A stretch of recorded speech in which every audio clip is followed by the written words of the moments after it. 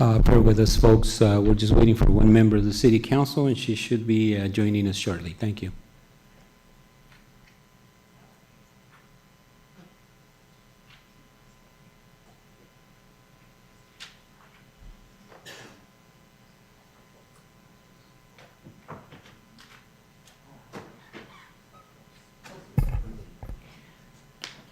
Okay, at this time, we're reconvened from closed session. Legal counsel, could you please provide a report? Certainly, Mr. Mayor. With all 5 members of the City Council present, City Council met and discussed item number 1, which was this conference with legal counsel regarding anticipated litigation. 2 matters were discussed. City staff made presentations. The council provided direction. No final reportable action was taken. With respect to items 2A, B, and C, 2A, council member or Vice Mayor Altamirano was not present for the discussion on item 2A. City staff made a presentation. The council provided direction. No reportable action was taken. With all 5 members being present, they discussed items 2B, C, and D. City staff made presentations. Council provided direction. No final reportable action was taken. Finally, item number 3, which is discussion regarding public employee recruitment, employment appointment. This is a Public Works Director position. City staff made a presentation. City Council provided direction. No final reportable action was taken. That concludes my report out of closed session. Thank you.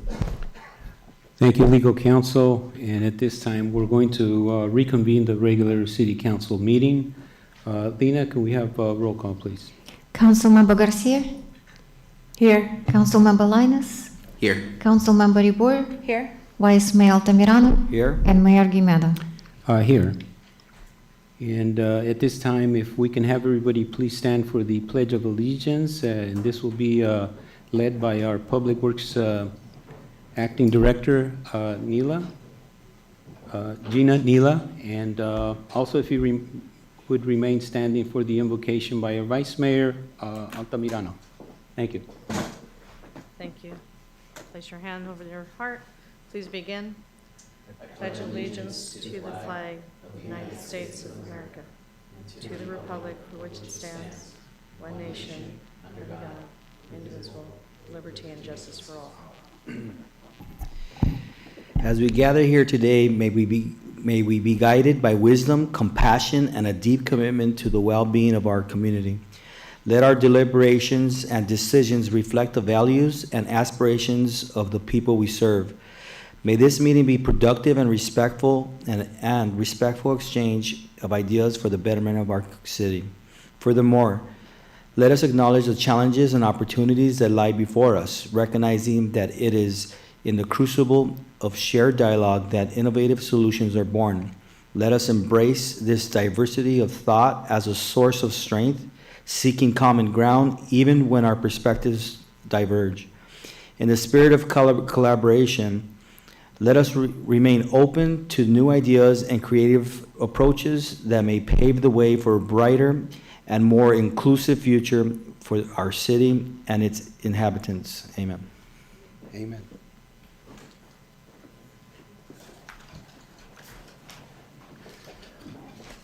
Thank you both. And at this time, we're going to move to appearances and presentations. Item number 1 will be a commendation honoring Cindy Montañez for her leadership as the CEO of Tree People USA and the contributions to the City of Commerce, County of Los Angeles, and the State of California. And I'd like to allow my colleague, Kevin Linus, who requested this item be put on the agenda, and we were honored to do that. I'd like to allow him to make the presentation. Thank you, Mayor.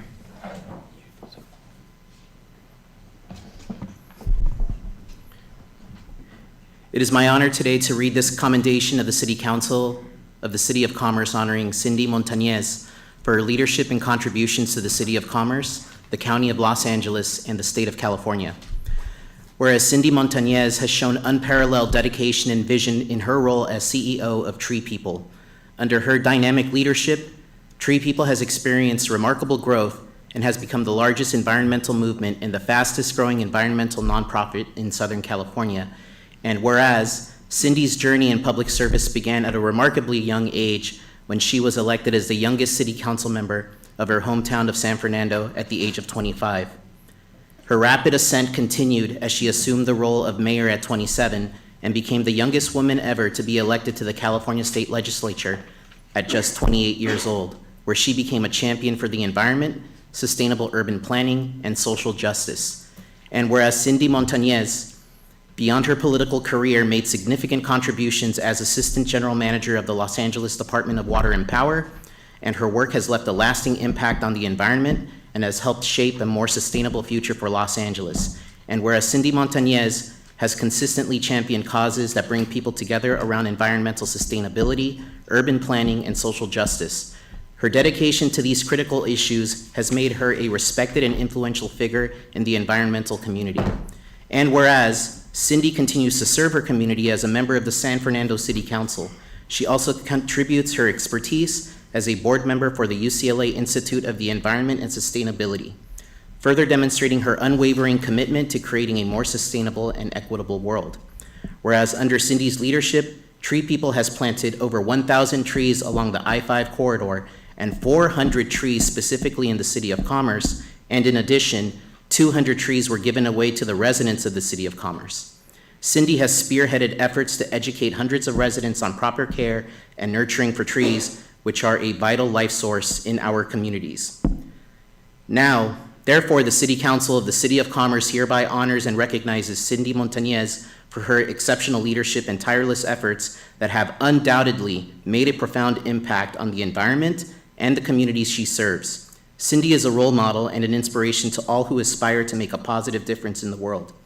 We are fortunate to have leaders like Cindy who dedicated her life to creating a more sustainable and inclusive future for all.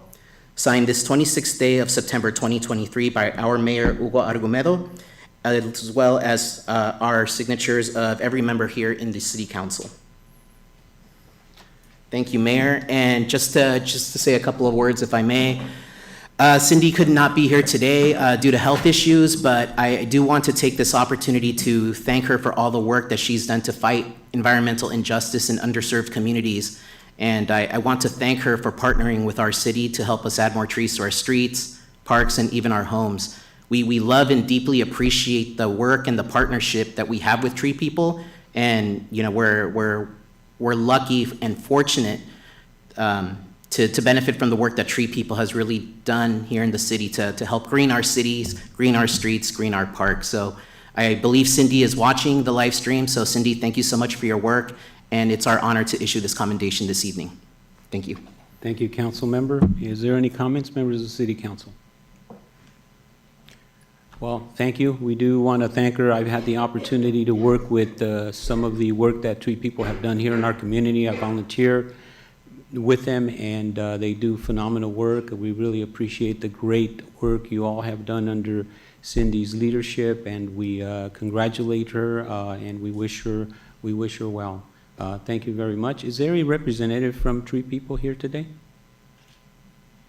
Okay. All right, great. We'll make sure that the commendation gets to her. Thank you. And at this time, we're going to move to public comment. I have a card, and it looks like it's on item number 7. I'd like to ask the individual if you would like to speak when we get to item number 7, or do you want to speak now? Mr. Tony Martinez? We'll speak on the item. On the item? Okay, great. I'll call you when we get to that item. Thank you.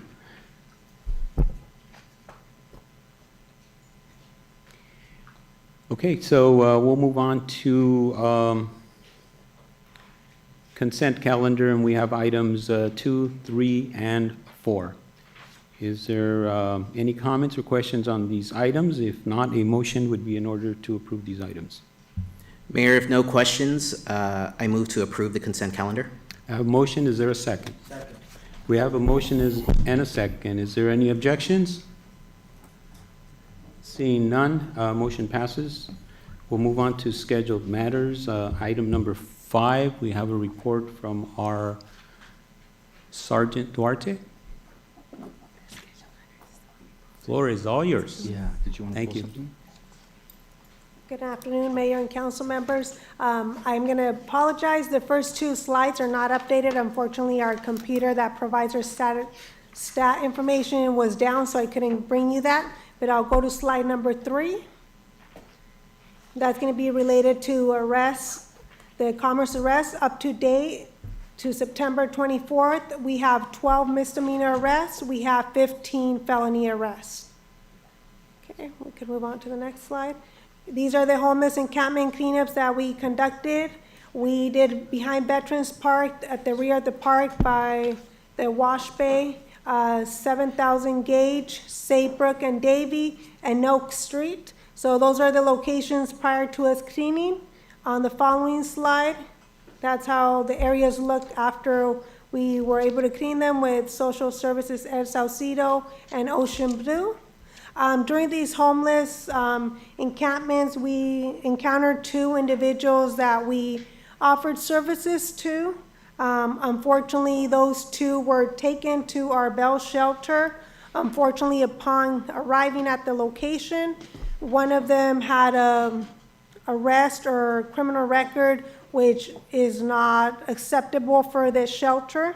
The second one refused to have her property looked at before entering the premises, so both of them left the shelter. Okay, on the next slide, these are the Commerce SAO activities. On September 14, we attended a senior center town hall at the Telecu facility to obviously provide any update regarding public safety issues at that location. On 9/20, were the homeless cleanup with Social Services and Ocean Blue throughout the city of Commerce. And this was a big event that took place this Sunday, National Sliding Day. It was advertised on social media. 100+ bikers were expected to take over the Commerce Center, do the burnout. Fortunately, we got pre-planned for this incident. They were not at the location. They did go to another location at East LA, which we addressed as well. They left that location, ended up in LAPD's area. Okay, so obviously on that location, we partnered up with Commerce Center Security, which assisted us by blocking off entrances that were not main entrances, blocking off the rear parking lot where they're known to congregate. So we did do that. Another event that we were able to provide security was the Smart and Final rally to protect American workers at the Citadel.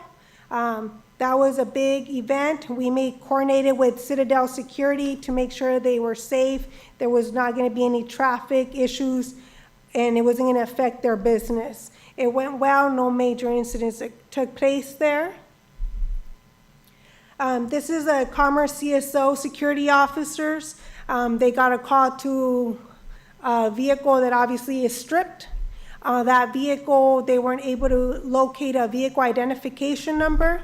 With the assistance of the Commerce SAO deputies, they were able to get a vehicle identification number and find registered owner information of that vehicle. The first picture, which would be on my left hand, it's an RV which was located on Olympic. CSOs and myself addressed that individual, and we were able to take the RV as it had expired registration over 6 months. We provided resources to this individual, but he refused and stated he didn't need any services. And that concludes my presentation. If there's any questions that I can answer. Any comments, questions? See none, thank you, Sergeant Duarte. Appreciate all the great work you're doing out there, and look forward to your next report. Thank you. Thank you. There is one question, sorry. Okay. Vice Mayor? Sorry, Sarge. Thank you for the response for when they broke into my neighbor's car. I do have footage. I just got to figure out how to get it onto a drive, and I'll give it to you. But I'll tell you, it's 45 minutes. For 45 minutes, he was in the car for, say, 5 minutes. He left, came back, got in the car again, came back, got into another car. So for 45 minutes, he was doing all of that. I think he has some sort of special key fob that was opening cars, because he would walk up to them, and then they kind of light up and open the door. However, the stolen items, what the guy did, he put it up on OfferUp. So then the neighbor figured that out, and he showed up with Huntington Park Police Department, and the guy left, and his mom let him in, and he was able to retrieve some of his items. So just my question is, what's next? I mean, we know where he lives now. So the first issue with that incident, I spoke to the individual. He did not file a police report, Who didn't? the individual. But So- he did. I was, So this is what happened. There was Okay. 2 vehicle burglaries at that location. The Yeah. one vehicle burglary that was reported to law enforcement was his girlfriend's. yes. He had no idea his vehicle had been burglarized until he got video from you Right. and saw. I contacted him this afternoon. I spoke to him. He was unsure if he wanted to file a police report. Okay. So I advised him, if he doesn't file a police report, there's not much that I could do. Uh-huh. And as of this time right now, he hasn't returned my call on his decision if he's gonna file a police report or Oh, not. okay. And so my question is, say he does file a police report, what's done? Okay, so it gets assigned to a detective. The Uh-huh. detective would obviously have to do a search warrant, try to identify who this person is. Obviously, there was a lot of things that occurred prior to a police report being initiated, as him recovering property that he identified after he got to the location, that we don't have documented, so we have to do a report to document specifically what kind of item, what's the cost, the color, any serial on there, to be able to say, yes, that belongs to him. Okay. All righty, thank you. And based on that information, I guess, the investigating individual would be able to determine what type of charges, if any, would be filed. For instance, if it's over a certain amount of money, that's, the items are valued at, would determine whether it's a misdemeanor or a felony, correct? That's not correct, sir. So No? any vehicle burglary is a felony. Any vehicle? Any vehicle burglary, which means they entered the vehicle with forced entry, that they didn't, it wasn't unlocked. It was, everyone's vehicle was locked and they made entry, no matter if they use a tool, but their vehicle was locked, that's a felony. Okay. It's only a misdemeanor if someone leaves their vehicles unlocked, then that's considered a petty theft. It's not a Wow, vehicle burglary. Thank you for straightening me out on that, and for anybody else that's listening, so that, hopefully that'll encourage them to definitely follow up and file police reports and prosecute individuals, because that's good news. I actually was under the understanding that, if it raised to a certain level, like with the amount of the value of what they take, and that would determine what they file on it. That would be more like a retail theft, Okay. like petty theft to grand theft. So Okay. depending, that's where it would make more of sense. But if it's a vehicle burglary, it's always a felony unless it was unlocked and they entered Okay. because it was unlocked. Thank you. Thank you for covering that, You're and welcome. thank you for the comments there, Vice Mayor. Thank you. Okay. Thank you for your report again. Yeah, those cameras. Big cats. Oh, I gotta see something, yeah.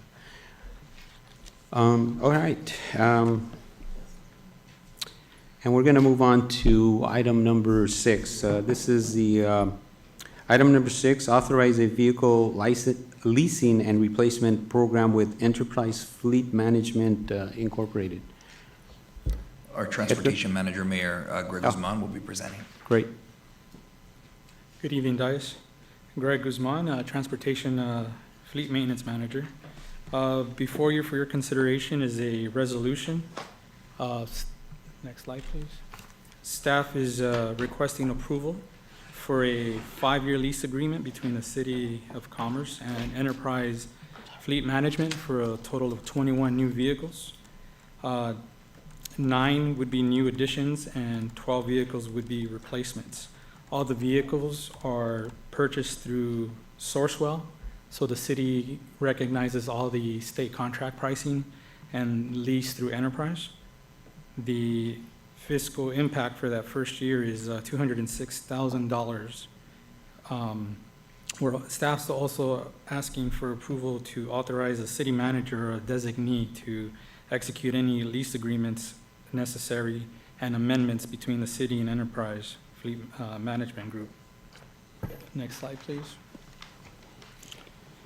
A little bit of background. The city entered into a lease agreement back in 2019. The lease vehicles we have now are due to expire in July of 2024. We're asking for approval to enter into a new lease agreement now because it takes roughly 8 to 10 months, maybe even longer now because of the UAW strike. So we need to get ahead of it and place orders now and get in line. The current lease vehicles include 4 Ford Explorers that are assigned to public safety, 6 Ford Fusions that are department assigned and pool, and 2 Chrysler Pacificas that are assigned to the pool system. The leased vehicles have a residual value of $73,000 at the end of term. So when we turn them in, the expected sale value of those vehicles compared to what we owe, there's a residual amount that we could actually roll over into the next contract, and that amount is $73,000. The pool vehicles are very popular and are used in the transportation system reservation setup that departments that don't necessarily have assigned vehicles can come in and reserve a vehicle the night before. And it's very popular. Senior Center uses them a lot, and various departments. Next slide, please. This is a quick snapshot of the existing lease vehicles, and each line item shows the net equity that's available once we turn them in. Next slide, please. Transportation conducted a fleet study. So we do this every so often and determine which vehicles are going to be replaced at a certain time. We identify low-use vehicles, vehicles with high mileage, or vehicles that are beyond their useful life. We have a couple goals when we do this. We want to look at the future and get to a point where we get to 100% electrification. We want to acquire vehicles that will help us reduce maintenance costs and fuel costs. And then we want to introduce new vehicles that have new amenities, safety amenities. You compare a 2006 to a 2000 vehicle in the fleet, it doesn't have any of the lane warning or backup cameras, any of the new technologies that are now standard in vehicles. So another thing we did is we actually leveraged a local dealer, and once we acquired a list of vehicles that we deemed for replacement, we asked the dealer to appraise them. And what we got back was an appraisal of $353,000. Working with Enterprise, they went ahead and agreed to match that appraisal. So with that in mind, and the current $76,000, we have a decent amount that we could actually roll forward into the new lease agreement. Next slide, please. This is the schedule of vehicles and the trade-in values that were assigned by George Chevrolet. Next slide, please. And we're proposing to lease new vehicles. 7 of them would be Ford Expeditions. 6 of them would be Tesla Model 3, 100% electric. 3 would be police interceptors for public safety. 1 animal control truck, and 4 Ford Transit vans for Parks and Rec, which would be used up at camp and the teen center. Next slide, please. Now we want to talk a little bit about the Teslas and existing vehicles that we have. In this chart, you can see that a brand new Tesla costs $42,000. The lease to own monthly payments $837. The last line shows a current Ford Fusion that we have. That lease to own price is $554. But when you add in the fuel cost for the year, maintenance, it actually is more costly to own that than a new Tesla. And the middle line shows what a new Ford Mustang would cost, it's still a lot more money than a Tesla. So we just want to make sure we paint a picture that we did our due diligence and research vehicles that would benefit the city. Next slide, please.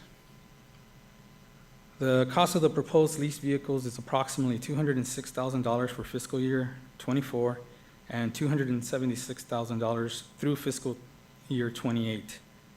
The cost is prorated based on estimated times of delivery, based on limited government releases of fiscal year '24 vehicles, the sale of the city's surplus vehicles, and the resale of net equity from the existing lease vehicles within the motor pool shall be credited towards the lease payment. So what this means is we have $426,000 to roll over.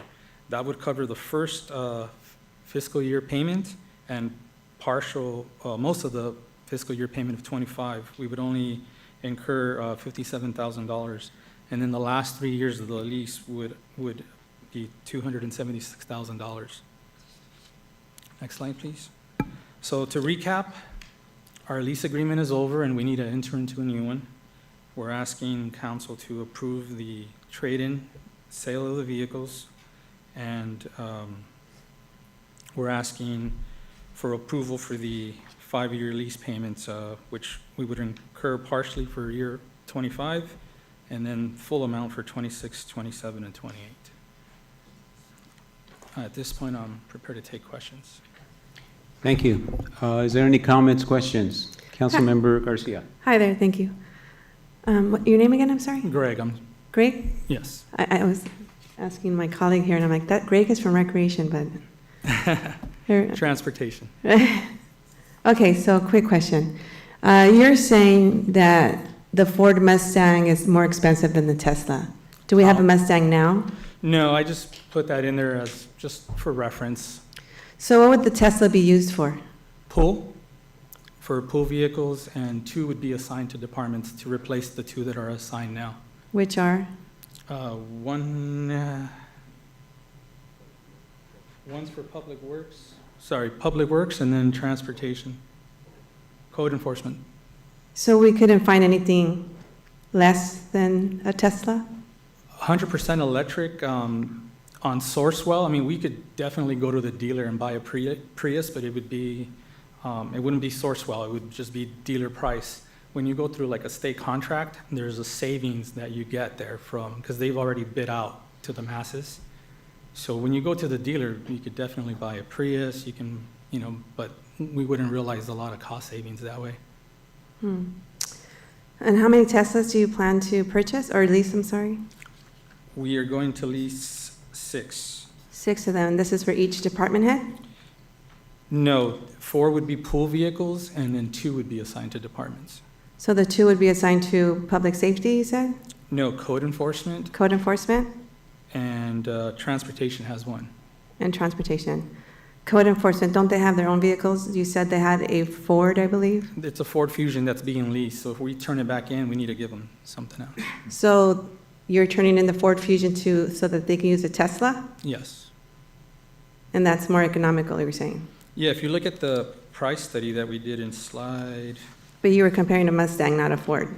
No, I also compared an existing Ford Fusion that we have. If you look, we purchased it for $28,000. Can you go back to the Could slide, we please? go so back I to can that see? slide, please? Thank you, Mayor.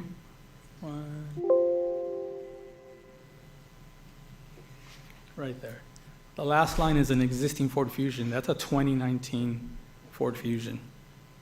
It was an outright purchase of $28,000. We lease it for $554. The vehicle alone, on paper, you're absolutely correct. But when you start adding gas, the maintenance on it, at the end of the year, that's $11,000.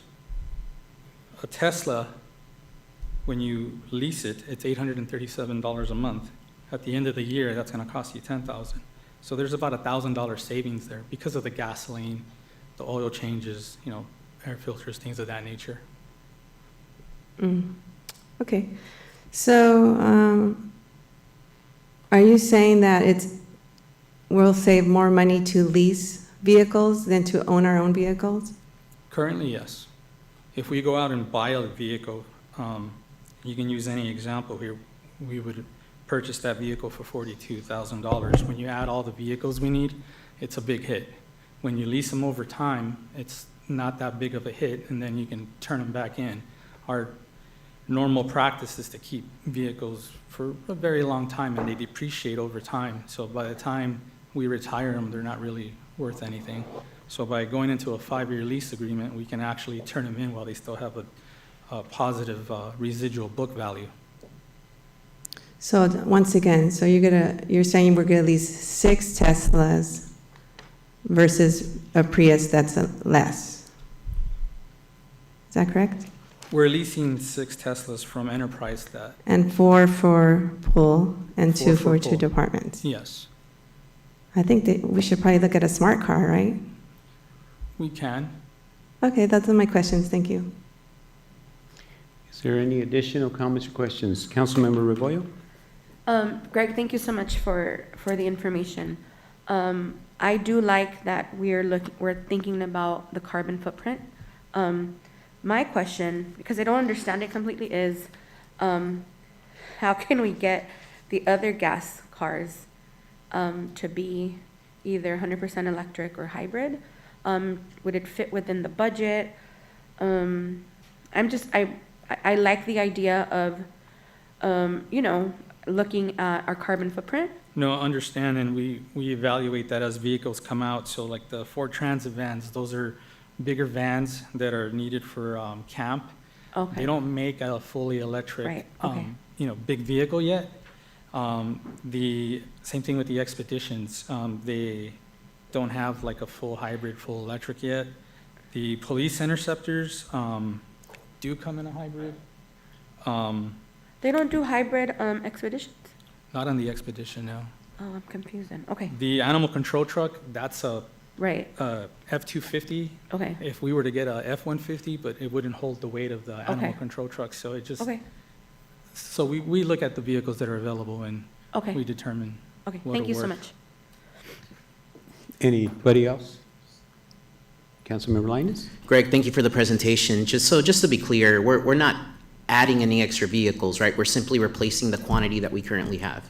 We're also reducing a bit. We're trading in Nissan vans, and we're gonna, instead of having vehicles that sit or don't get used a lot, they'll be able to use the 7 vehicles in the pool as needed. So we're actually reducing vehicles. So you right-sized it, so to speak. Correct. Okay.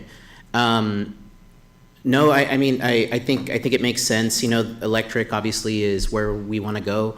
I think it's smart to lease an electric car just because the technology is always changing and we don't know what that's going to look like in 5 years, right? Correct. And then, of course, the ability to be able to turn it in and use those savings to step into a different agreement or a new agreement. I think in your table here, as it relates to the Fusion, why would there be a cost for maintenance? Typically, when you lease a car or a vehicle, the maintenance is included? No, that's an existing vehicle. I apologize. That's a Okay. vehicle that we leased back in 19, and we do our own maintenance here. We didn't pay for the maintenance program. We wanted to control the quality of maintenance. So we do our own fuel and we do our own oil changes, repairs. Obviously, when they're in warranty, we take vehicles in for warranty repairs, but other than that, we do tires, we do brakes, we do all the maintenance in-house. Now, would those items be covered under the lease agreement if we step into this agreement that you're presenting today? No, we're doing all of the maintenance in-house So there would be a cost for maintenance? on other vehicles, but in regards to the Tesla, no. There's no oil in the Tesla because it's all electric. What about tires? Well, that is not included in the maintenance. We're just talking about like oil changes, Okay. filters, and things of that nature, not necessarily tires, because that would have evened out. Got it. Okay. Thank you, Greg. No additional questions. Just a quick follow-up. We mentioned the Prius earlier, and I just want to know, because I know that generally that's a vehicle that is constantly being targeted for the catalytic converter. Sorry, I didn't mean to bring that up.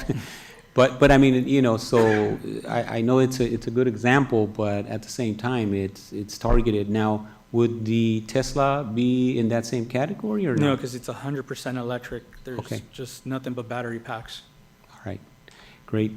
Thank you. I just wanted to make sure about that. I mean, I like your presentation, and I think it makes sense to me. I think we definitely are going to get a pretty decent deal here moving forward.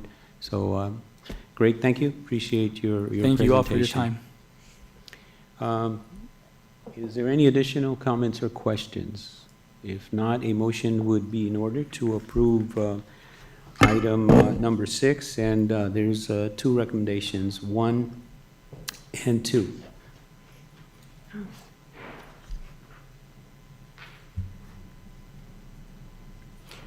Let me go through the recommendations. Recommendation 1 would be to approve a 5-year fleet lease agreement between the City of Commerce and Enterprise Fleet Management Incorporated for 21 total vehicles, specifically 9 new and 12 replacement vehicles in the amount of $206,473 annually. And then item number 2 would be to authorize the city manager or designate to execute any lease agreements and necessary amendments between the City of Commerce and Enterprise Fleet Management, Inc. for the purchase of replacement vehicles. I'd move to approve items, staff recommendation 1 and 2. Thank you. We have a motion. Is there a second? Second. We have a motion and a second. All in favor, please signify with the aye. Aye. No. Everybody say no? Okay, so we have, No for me. okay. Can we do a roll call on that? Lena, please. Councilmember Garcia, No. Councilmember Lainez. Yes. Councilmember Ribur, Yes. Vice Mayor Altamirano. And Mayor Gumeda. Yes. Okay, thank you. Motion passes, and now we're going to move to item number 7. And who will be presenting on this, City Manager? Mayor, members of the council, it'll be the Miss Neela Hour for 7 through 10, I believe. And then I'll pick it up, so. Before you start your presentation, Mr. Martinez, I know you're going to be speaking on this item. Would you like to speak now, or would you like to wait after the presentation? Okay, please come on up. Sorry, Gina. Thank you.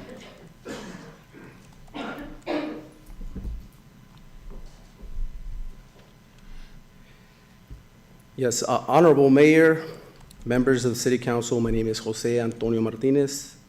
I am President and CEO of North Star Land Care, a company that submitted a bid for this line item number 7. We are based out of Downey, California. We are 100% Latino-owned company. We are also a union shop with LIUNA 1309 and Laborers 300.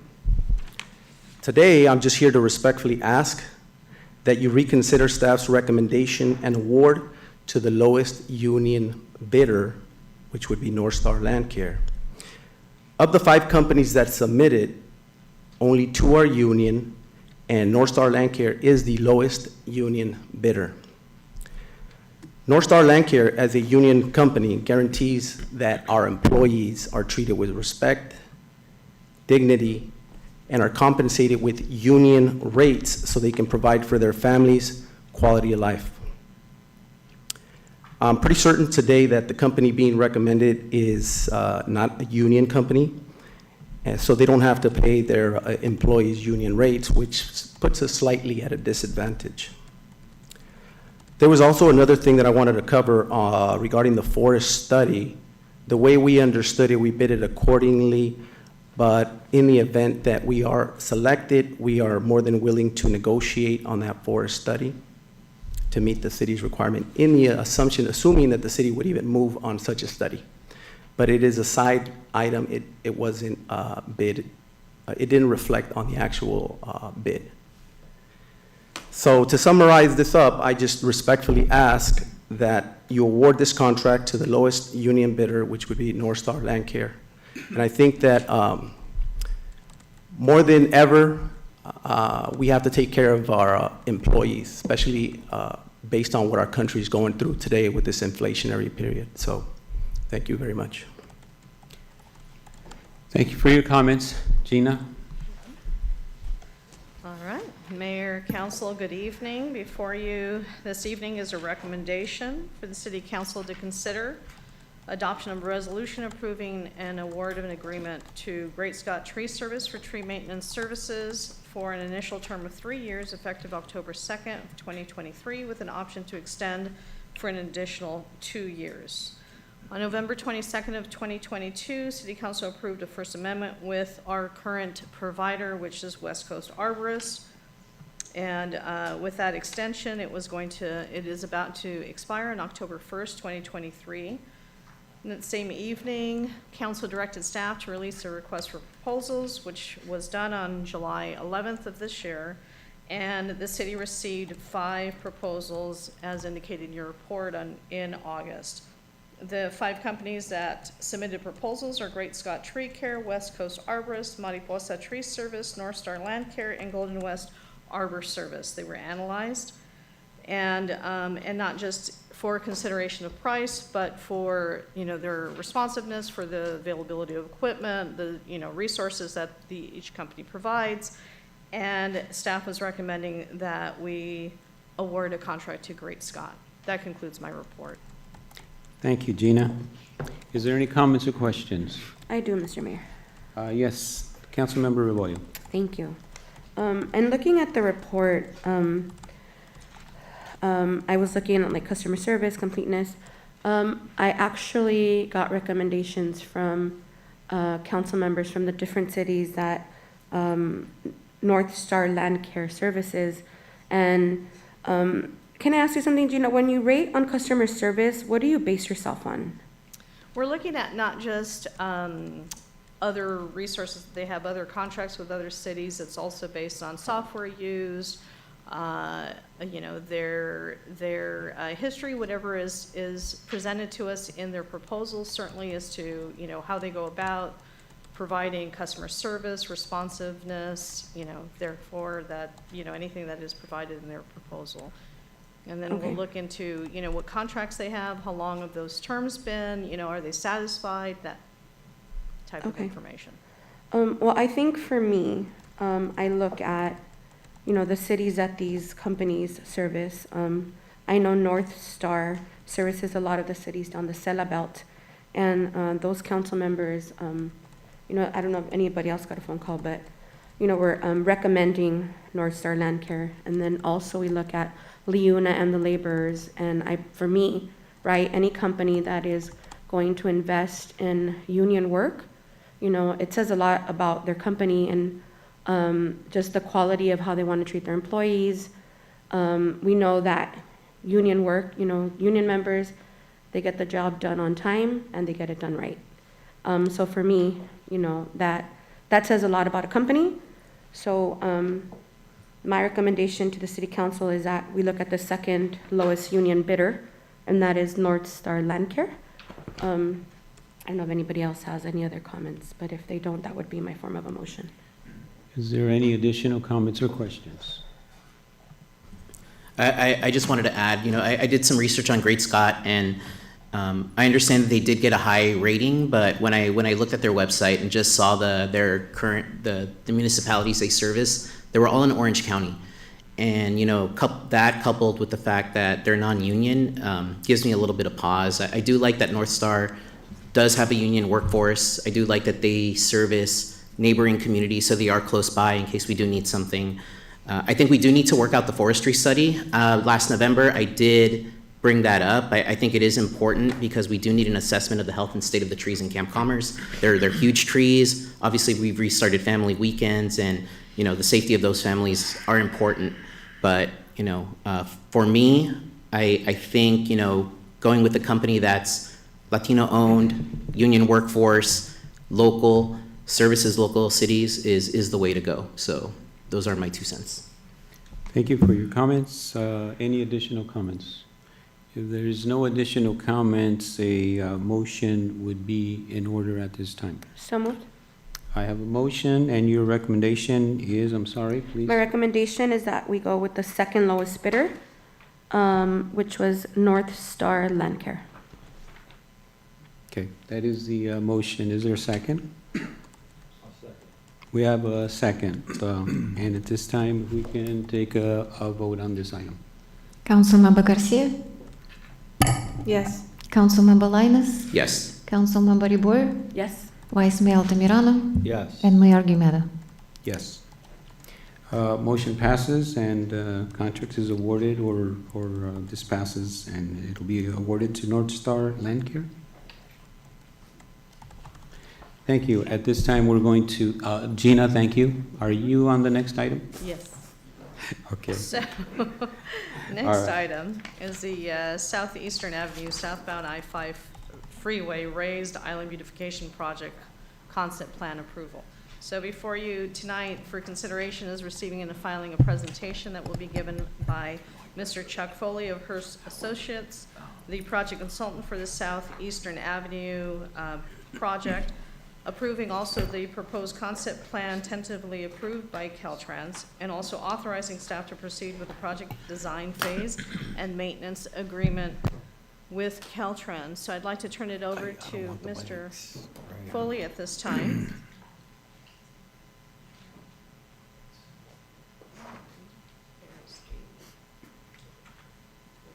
Okay. Good evening, Mayor, Council. Happy to be here. Chuck Foley with Hirsch and Associates. I'm a landscape architect with HAI, and we've been contracted with the City of Commerce to come up with a design and process the design through Caltrans. The location of the median is shown before you here. So what you're looking at is on the right-hand side is the I-5. The median is in color, and that is on the west side of the I-5, adjacent to the southbound travelway. There's an off-ramp on the south side of that median, as well as Caltrans right-of-way on the adjacent Eastern Ave triangle space there. So there's an existing maintenance agreement with the city and Caltrans there. This new landscape area would be under a new maintenance agreement with Caltrans. The area is generally sloped and there's an overpass over the freeway here. So the location does offer opportunity for this sign to be located there, for this monument sign to be located there. There are site constraints that relate to Caltrans jurisdictional rules, as well as just the topography and location of existing trees among the landscape area there. So when we talk about site constraints, Caltrans has very specific requirements that they adhere to as it relates to a gateway monument. There's different categories that they place upon providing signage within Caltrans right-of-way. So gateway monument sign, for instance, could be no larger than 353 cubic feet. It can be no longer than 20 feet or higher than 18 feet. So there are restrictions. We went through a series of conceptual designs and worked with Caltrans and city staff to get to where we are today. Caltrans had comments on our original designs, and as we paired them to become compliant with their requirements, we land where we are today. The sign must be higher than 8 feet above traveled way. Landscaping, they're looking to enhance landscape. We have water reduction ordinance in the state of California, so whatever we do needs to be drought tolerant and decorative. The color of the sign is specific to what they will and won't allow based on distraction from traveled way. Lighting, we would envision that we would have certainly nighttime lighting on the monument sign so that it's visible. The primary audience of this sign is the northbound 5 traveled way, traffic way. Southbound there's not much opportunity to see it as you head southbound simply because the area is sloped. and the sign is allowed to be single-sided only, not multi-sided. So that's just part of the design criteria there. What you're looking at is a plan view, conceptual design of the median. I'm wondering if there's a light on here. There is. Okay. Well, you're looking at it on your screen. So from left to right, what you're seeing there is on the south side, the lower portion of the page is that off-ramp, and on the upper portion of this exhibit is the 5 freeway southbound. We have a bridge on our left-hand side, and so part of what the city had asked us to accomplish here is to try to beautify the existing median itself, but also reduce landscape maintenance out there. And so what you're looking at is the gray and the reddish color would be aggregate materials such as rock blanket. You have in the city over on Washington Boulevard, you've got something similar where a few years back that was enhanced and modified. So the idea here is that we reduce the amount of landscape that's required to be maintained. Caltrans, on the other hand, is interested in enhancing landscaping, creating more green space and tree canopy cover within their right-of-way. So around the monument sign, the Gateway Monument, on the left-hand side of the exhibit you're looking at, that would be enhanced landscape around the sign, and then you can see where the sign is located, which happens to be on the upper slope. Part of that location is well, the location of it itself is by design located to maximize its view from the southbound freeway, or excuse me, the northbound freeway, and also be sensitive to the restaurant behind that, which is the steakhouse, so that we're not blocking view corridors to that restaurant, to that business owner. The existing trees would mostly be protected in place. We have a few trees that we're recommending to remove so that the sign, the visibility to the Gateway Monument is maximized, and then those trees would be replaced. So Caltrans they do allow trees to be removed, but we would replace those in kind. We present a conceptual plant palette. So these are the types of plant materials that we're proposing to use, drought tolerant, low maintenance. The idea is to include plants that don't need to be pruned or hedged, that they're allowed to grow to their natural form and are somewhat low growing and spreading. What you're looking at is a section through that slope area. So through our design process with Caltrans and with city staff, there was concern that if the sign faces the freeway from the surface streets, what would you see?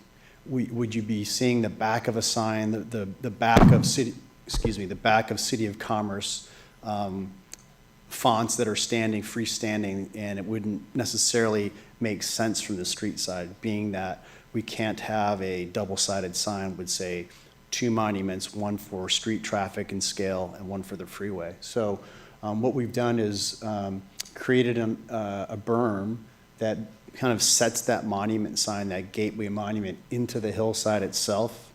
So from the street side, you'll see a nicely landscaped hillside, but from the freeway side, you see the face of the sign. This is an elevation view, so this is essentially showing how that sign would be built into the slope itself. The sign is 20 feet wide. The size of the font is roughly 5 feet, roughly 60 inches tall. So we look at visibility from the freeway and how tall those letters are, so that it is visible and has some eye interest from the freeway. So at night, of course, it would be lit. We intentionally retained some slope on the right and left-hand side of that to increase its presence. So we have some low walls that would be diminishing in size on each side of that sign, just to give it a bigger presence for folks that are coming up on the northbound side, but still staying within Caltrans requirements for the size of the sign. And then behind that sign, installing date palms, and those palms could also be lit at night. Date palms were used over on the Washington Boulevard side, so very appropriate for here, and very decorative trees, especially if they're lit at night, and that would draw the eye and provide some eye interest for that monument sign as well. This is a vignette study. Basically in Photoshop, what we've done is taken an image from Google Earth, and then from a spatial scale standpoint, located something that is 20 feet wide and roughly 5.5 feet tall. So you have an idea of the massing of the sign. We're not proposing a red rectangle. Our signage is built into the hillside, our gateway monument's built into the hillside, but this is just an idea of study to give folks an idea of what you might see and the limitations to that. I'm here to answer any technical questions you might have on it in process with Caltrans. I can speak to maintenance practices and materials and things that we might consider when we look at a sign. What comes to mind is vandalism, or how that sign functions, and how do you anticipate those sorts of things. We can also speak to time frame and the process with Caltrans. So again, I'm here to answer those sorts of questions. Gina is here, of course, to answer any project-specific questions related to process within the city and how we got to where we are today. Thank you for your presentation. Is there any comments or questions? Councilmember Lainez?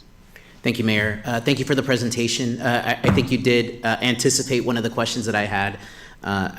Overall, the concept looks great, in my opinion, but my only concern at this point would be graffiti or some type of vandalism to the sign, because I see that, there's a slope that's probably going to be about 8 feet, if I'm remembering correctly, but I think people can walk up to that. So is there anything we can do to mitigate?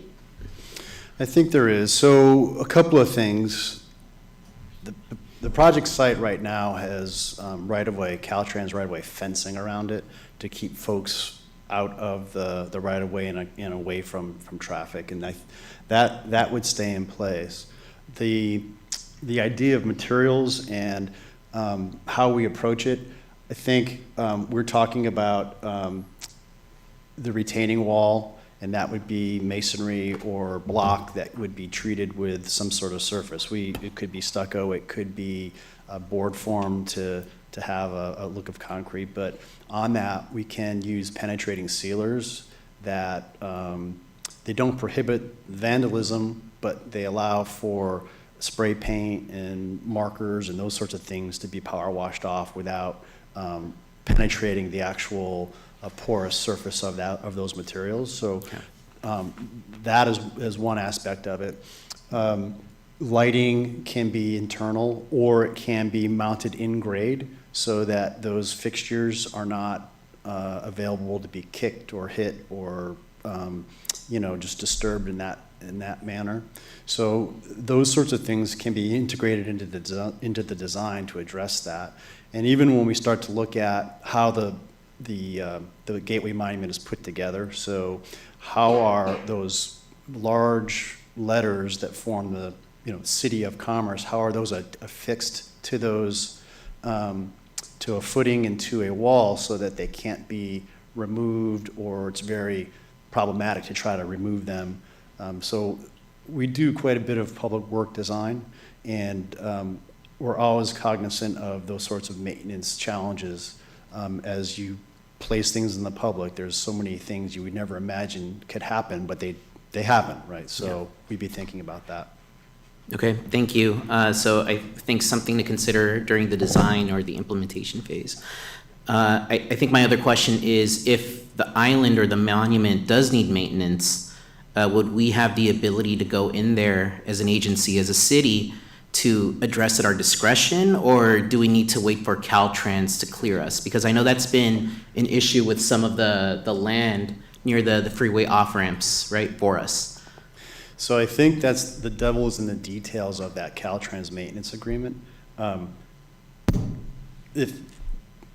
Yeah, thank you. If approved by the city council, we would be charged with maintaining this monument and land area. Okay, thank you. Those are my questions and comments. Thank you. Thank you. I just have a very simple question. I'm not sure if you mentioned this already. Thank you for your presentation. The design of the sign, what is the material? Is it the same that we see on the freeways? Is that the type of design that you have, or the material? You know how the signs say 101 freeway or the 5 freeway? Oh, no.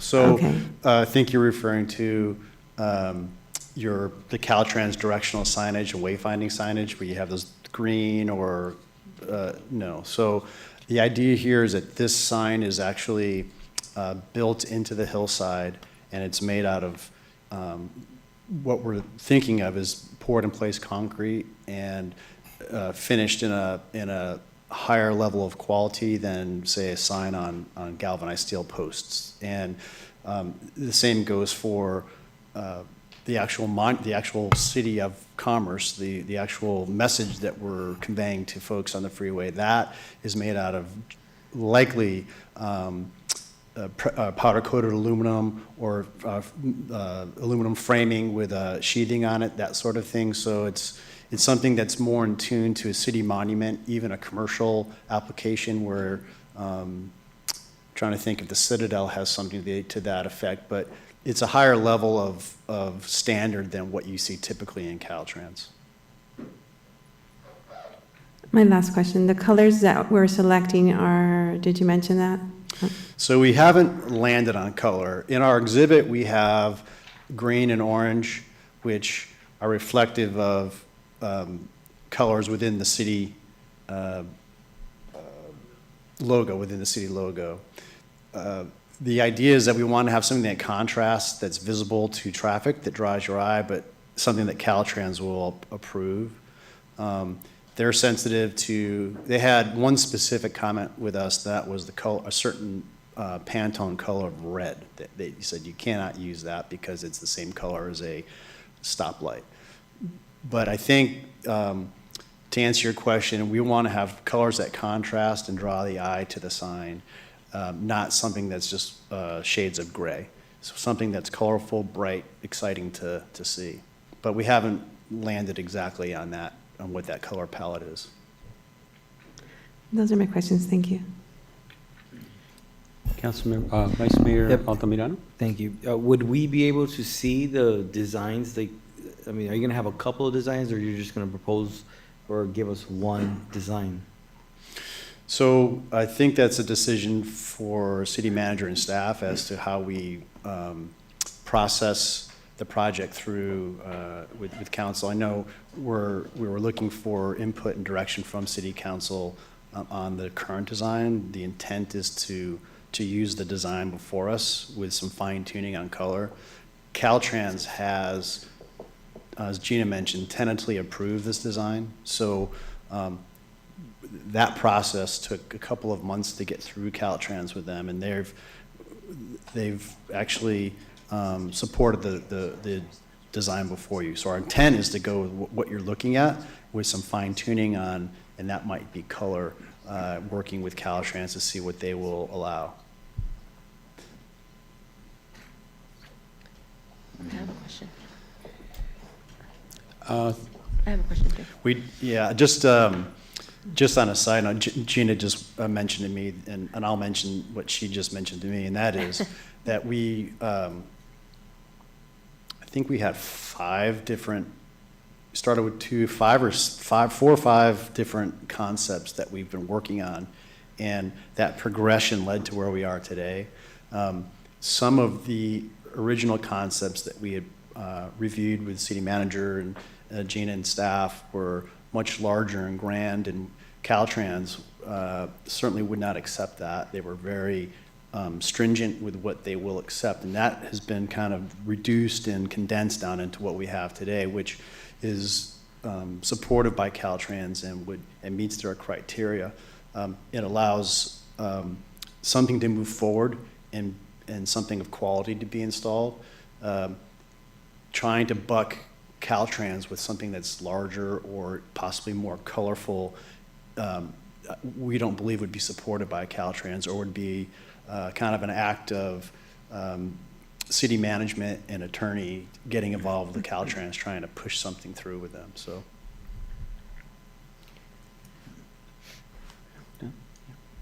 Okay. Councilmember Rebollo. Thank you so much for that.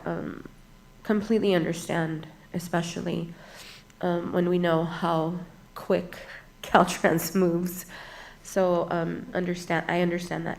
I think for me, you said green and orange, and I'm like picturing green and orange in my head, and I'm like, where did they get the orange from? We're green, but I don't know about orange. But I kind of would like for us to see the concept.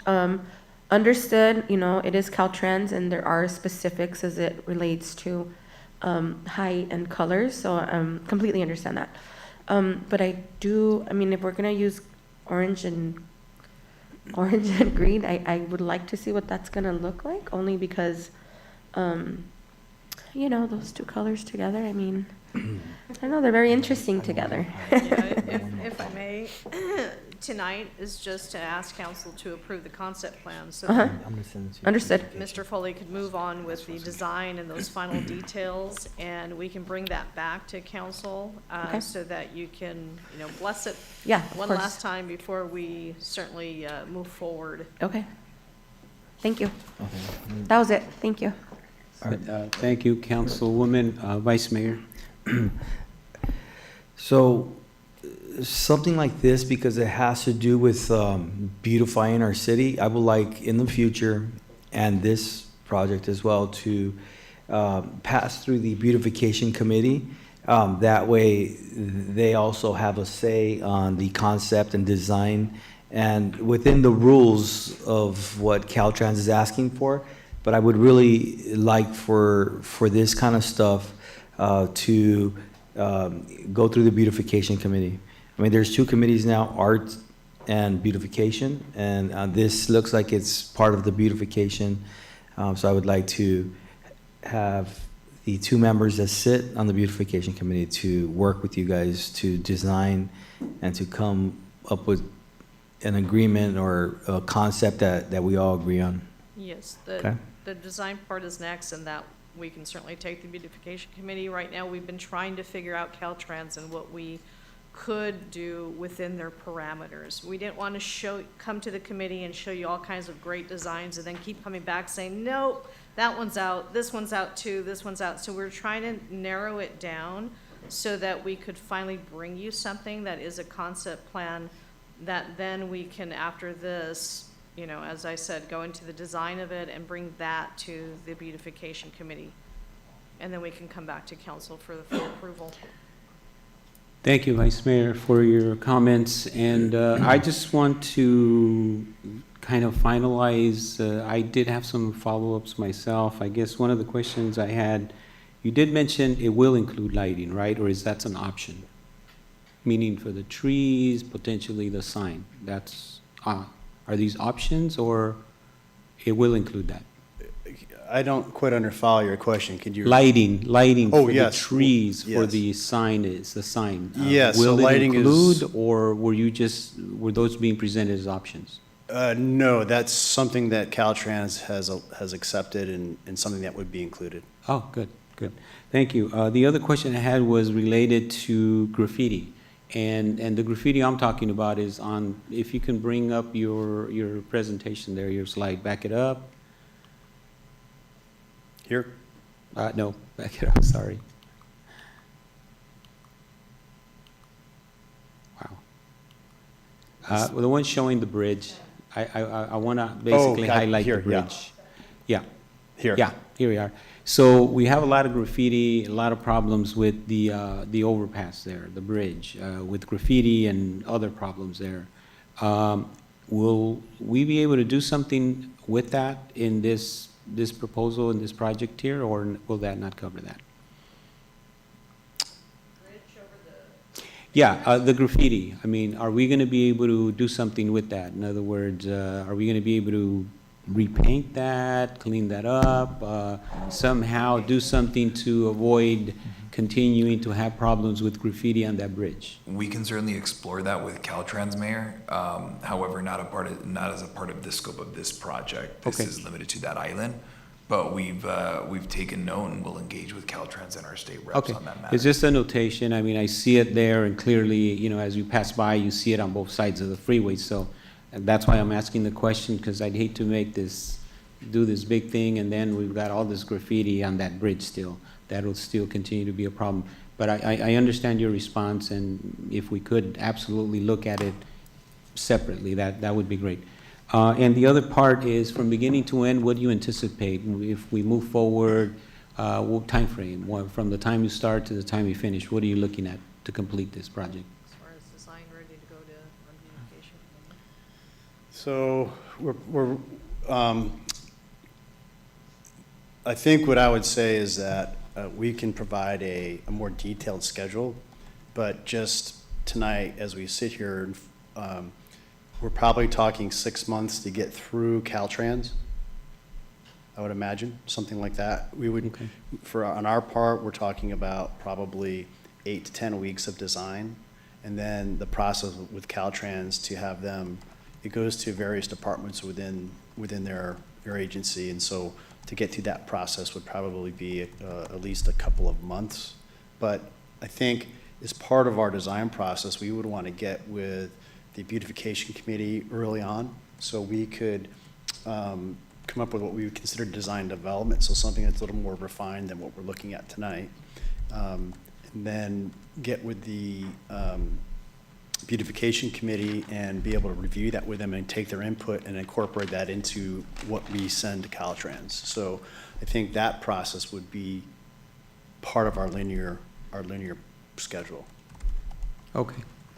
And so if we move forward with the preliminary or tentative approvals by Caltrans and we meet those, I mean, is there still about a 6-month timeframe to get it through there and make sure that Yes, I'm unsure about the Caltrans timeframe with review on their side. We would certainly, if the project in concept was approved tonight, then our first order of business is to finalize our due diligence on that and get into that design work. So we're talking about towards the end of the year of being able to get with, between now and the end of the year, getting with the beautification committee to get their input on the project and be able to incorporate that, and then looking at getting that submitted with Caltrans. So part of the process, once we have a project that's been approved by council, that sets us in motion to be able to expend time and materials on getting the design, which is Caltrans requires a review of an actual set of construction documents and the detail. They'll get into the detail of the structural engineering, electrical engineering, all those sorts of things. So there's a process of a due diligence with them that we'll need to go through. Understandable. Thank you. Appreciate your response, and thank you. I think that concludes our questions. Is there any additional comments, questions? If not, a motion would be in order, and if I heard correctly from our Vice Mayor, I believe we can still move forward with items 1, 2, and 3, but just adding his recommendation of making sure that we forward this for further review and consideration by our beautification committee, so they can provide additional final designs in terms of, you know, what it's actually going to look like. So once we get it back, we can approve it. That be okay? Yes. Great. Then I would take a motion at this time to move forward with items 1, 2, and 3 with the recommendations made by our Vice Mayor. I'll move. I have a motion. Is there a second? Second. We have a motion and a second. All in favor? Aye. Aye. Any opposed? Seeing none, motion passes. Thank you. Thank you. Thank you. All right, I'm still here. All Next right. item. Next item, item number 9.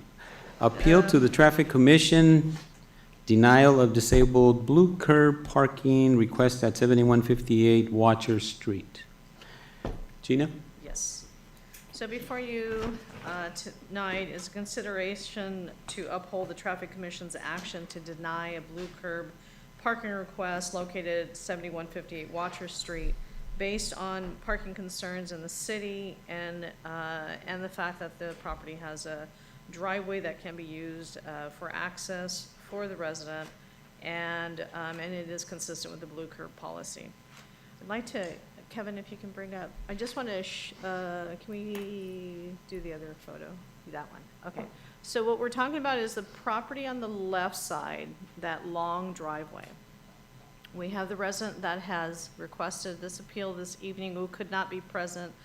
He teaches on Tuesday evening, so he won't be able to come on any Tuesday. So he did submit, though, in his appeal letter that he says this is a 2-unit, which is confirmed, a 2-unit property, and the driveway, he says, is solely for the use of the back unit. He lives in the front unit.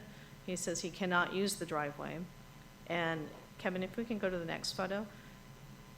Where the red car is directly in front of a house in question that's asking for a blue curb. This is a cul-de-sac, and from where the red car is all the way to the edge of where you can see it, the curb turns to a driveway apron, is all available parking. Now, there appears to be, like a lot of places in Commerce, where there are too many cars there. He says, neighboring properties have, up to 5 cars, and they're parking throughout the street. Which they're allowed to do. So he's saying, that's his problem. He can't use his driveway because it's dedicated for the rear unit, and he can't use the parking and often has to park elsewhere and too far for him to walk. So the Traffic Commission, however, did base their decision on the policy, which says you have a driveway, it can be used, there's parking generally available on the street for whomever gets there first, and denied it. So it is before you this evening for reconsideration, and that concludes my report on this issue. Thank you, Gina. Is there any comments? Councilmember Regolla. Gina, I have a question. We received an appeal letter from, sorry. Yeah, that's okay. We received an appeal letter from the resident. He's saying that the driveway and the garage belong to the back house.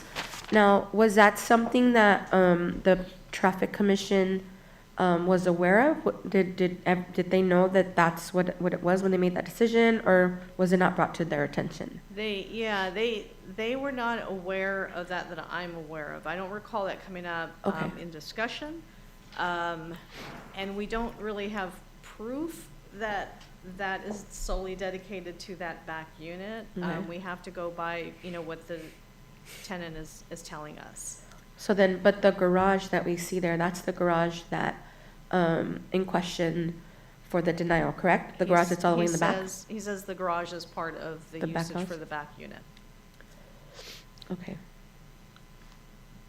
That was my question, sorry, thank you. Yes. So, Vice Mayor, go ahead. yeah, thank you. I mean, I kind of understand what they're talking about, that driveway. If he parks his car in the driveway, the back house, they can't get out. They would have to coordinate, yes. Right. Yeah, if it was a wider driveway, then I'd understand why it would get denied. However, this it looks like it just fits one car, and it's used for the back house. If they both knew each other and collaborated, right, it'd work out, but it looks like in this case it's not. Yeah, it's unfortunate, because if they're living so closely together, it'd be nice if somebody would cooperate if somebody's in need, to be able to, park there and just maybe text each other when they need to move. But my understanding is that he doesn't have usage of the driveway. That empty land, whose property is that? The one, can you go to that one? The vacant land, I do not know who owns it. That's city property, right? But that's private property, so that wouldn't be something that we would typically, ask for people to be able to park on it. Question? You done with the question? That's it? Councilmember Garcia? Gina, hello. So you are saying that they do not meet the criteria through policy? They do Is that not, correct? Okay. but it is being appealed, and it is up to the discretion of council. All right, thank you.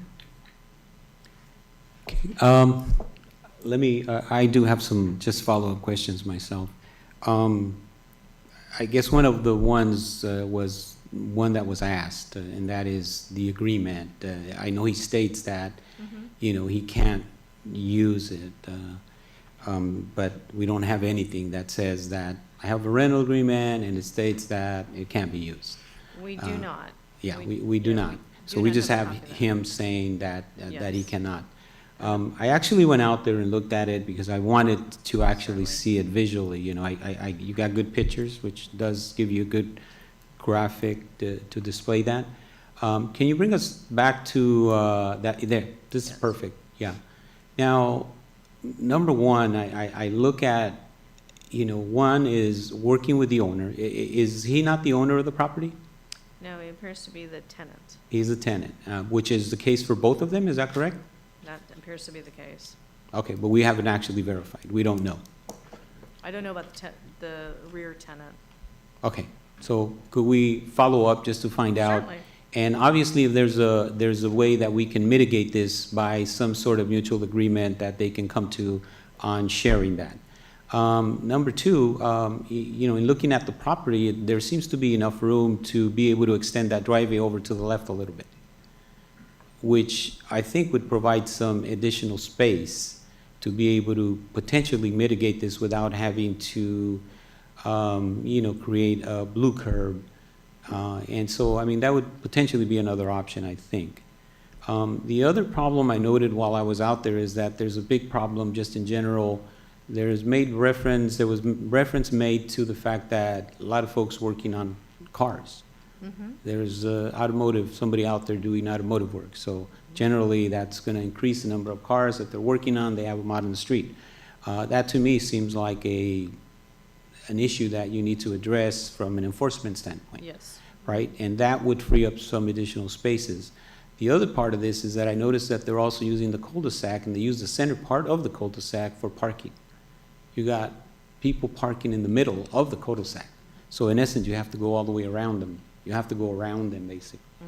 So I guess I'm noting these different issues that you have there. Obviously, shortage of parking, just like we do throughout the city, basically. But there's some potential mitigation measures that I think could be utilized here. One, again, with the owner.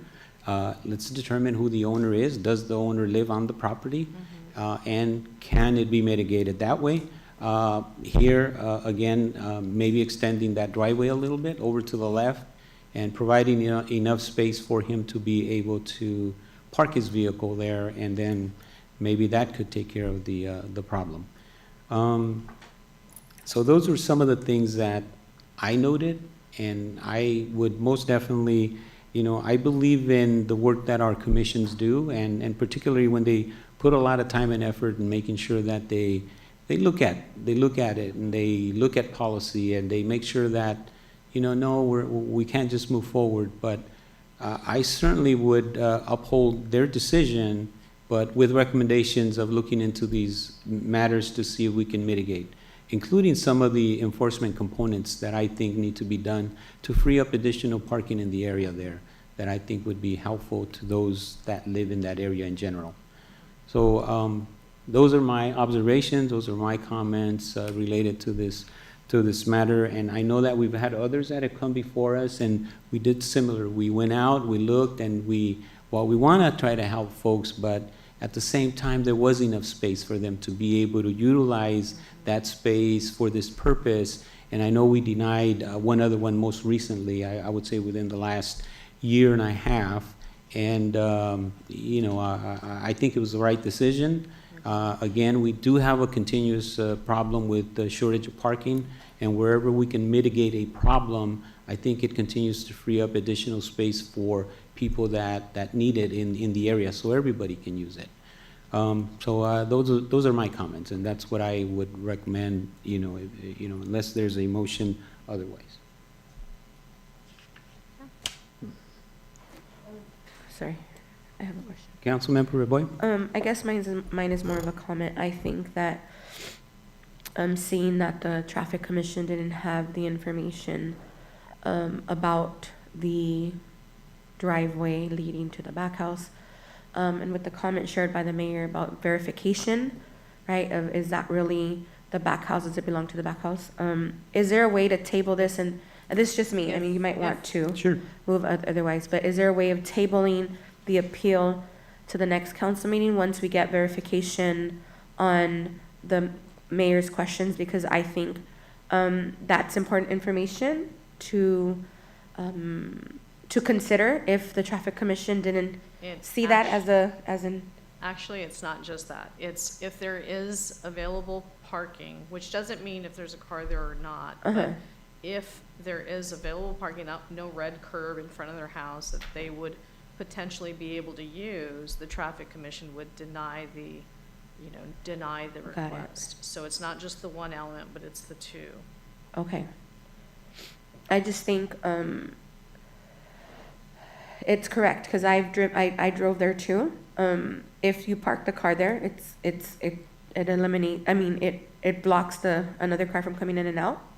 And obviously, if someone is disabled, it's an inconvenience, right, to get out, move your car. Even if you coordinate, I think, with someone else, it's inconvenient. Certainly. But I do agree with the mayor, like, it's so terrible there. I know that I've called many times. I've sent code enforcement to look at these vehicles, to look at the homes, right? Maybe if we can get just maybe like an update, not here at the council meeting, but an update from code enforcement on, Public safety. you know, Yeah. and public Yeah. safety, the open cases, what has been done. Because I know, I don't know if anybody else, but I know I've sent many in the past, because that is a complaint from that little cul-de-sac, is those cars doing maintenance, the cars parked, like if it's valet parking, staggered, they're not even parking right. They're not even supposed to park there because it's a red curb. But they are parking there. And I know they've called public safety. I know I've called public safety. Okay. So that is something that we need to look at and consider.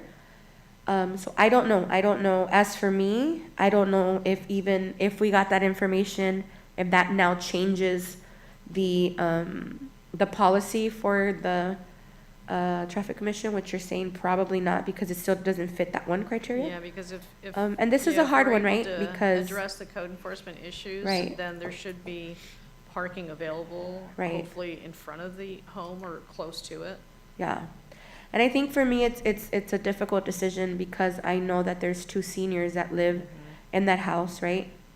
And now we're getting an appeal letter stating like their physical ailments, and if in reality they're not able to park there because either the landlord or the back, whatever the situation may be, we all know that neighbors don't get along for the most part. Those are the phone calls that we get the most of, right? Neighbors not getting along with neighbors, those are the biggest complaints. So it's hard for me. It's a hard decision to make, because I recognize, right, that they probably can't park there and that they're parking really far away to get to their home. But that also is the case for so many residents here in the City of Commerce that are having the same problem because of the parking issues. So, those are my comments. Thank you. Thank you for your comments, and I'm okay with, tabling the item to look into these things, see if we can mitigate, and then maybe bring it back. I'm hoping that we can find a reasonable solution. But let me point to this picture, to the very end of this picture here. There's parking for 2 vehicles there. And, I'm hoping that we can try to mitigate that, that you can easily park. This is a 2-car garage. And so you can park 2 cars side by side. So hopefully we're able to just try to mitigate that. And if we can, then this whole thing just goes away. So, and we save a space that could be utilized by everybody. So hopefully, I'm okay with tabling the item and coming back once we do a little bit more due diligence on it and then come back. Okay. Would that be okay? Not a problem. Everybody okay? Thank you. Thank you for your comments. Yes, my recommendation, Councilmember Linus, would be that we proceed pursuant to a motion.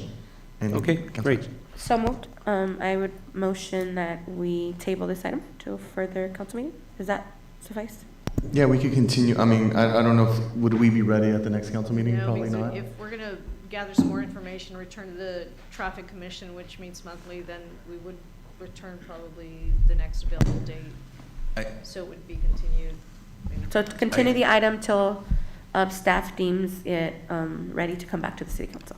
Does that? But let me just interject for a second. There's no need for us to take it back to the traffic commission. They've forwarded it to us.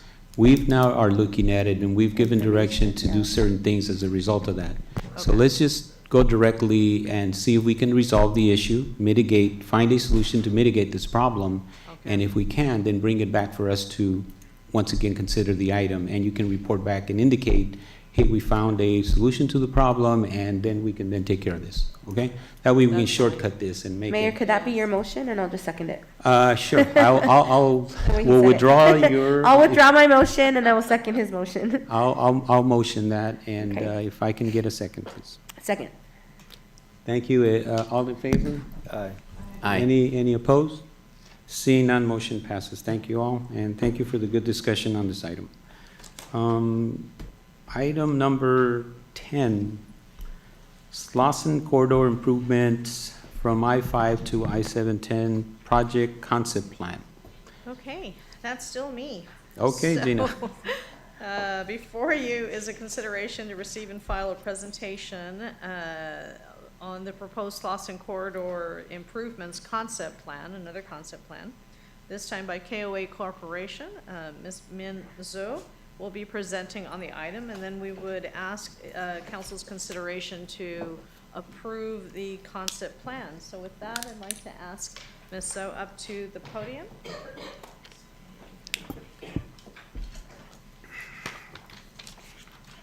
Good evening, Mayor and Council member. My name is Min Zhou. I am the Principal Engineer for KOA Corporation, a local transportation engineering company. I'm also the designated project manager for this Slauson Corridor Improvement Project. Very honored to be here to talk about our progress of the project. So tonight, the purpose of our presentation is to inform City Council on project progress. We are going to present the proposed Slauson Corridor Concept Plan, and we are seeking Council's approval on the preferred corridor concept plan. So a little bit about the corridor background. I'm sure you know the Slauson Corridor very well. Between I-710 and I-5, it's about 2.8 miles long. This corridor is a regional corridor, carries 21,000 ADT, daily volume. More importantly, it carries 20% of truck volume. As you know, we have a lot of trucks on this corridor. This corridor is also served as a transit route. We have 19 existing bus stops, and generally 3 lanes each direction with 9 signalized intersections. You probably experienced the signal intersection delay or congestion issue.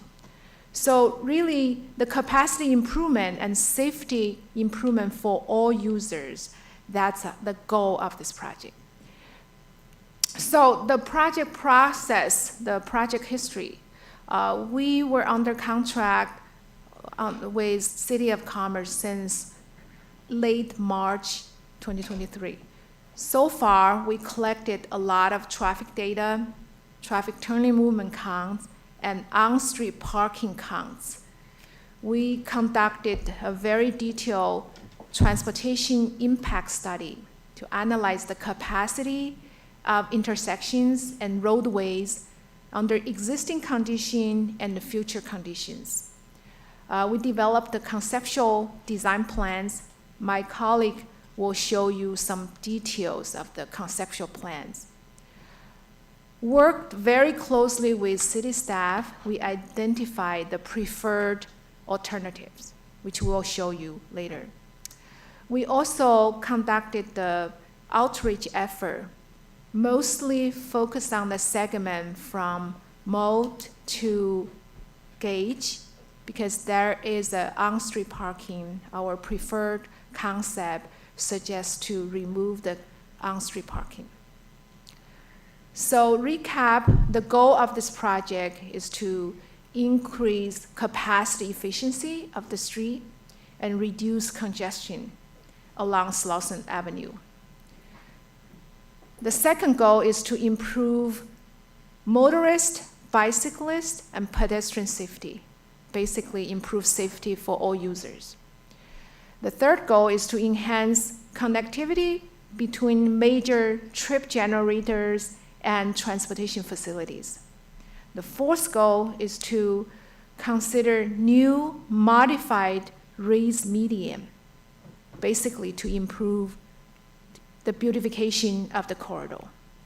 The fifth goal is to enhance bus stops with shelters, benches, trash cans, and other amenities. Now I'd like to have my colleague to go through some of the detailed project features and concept plan.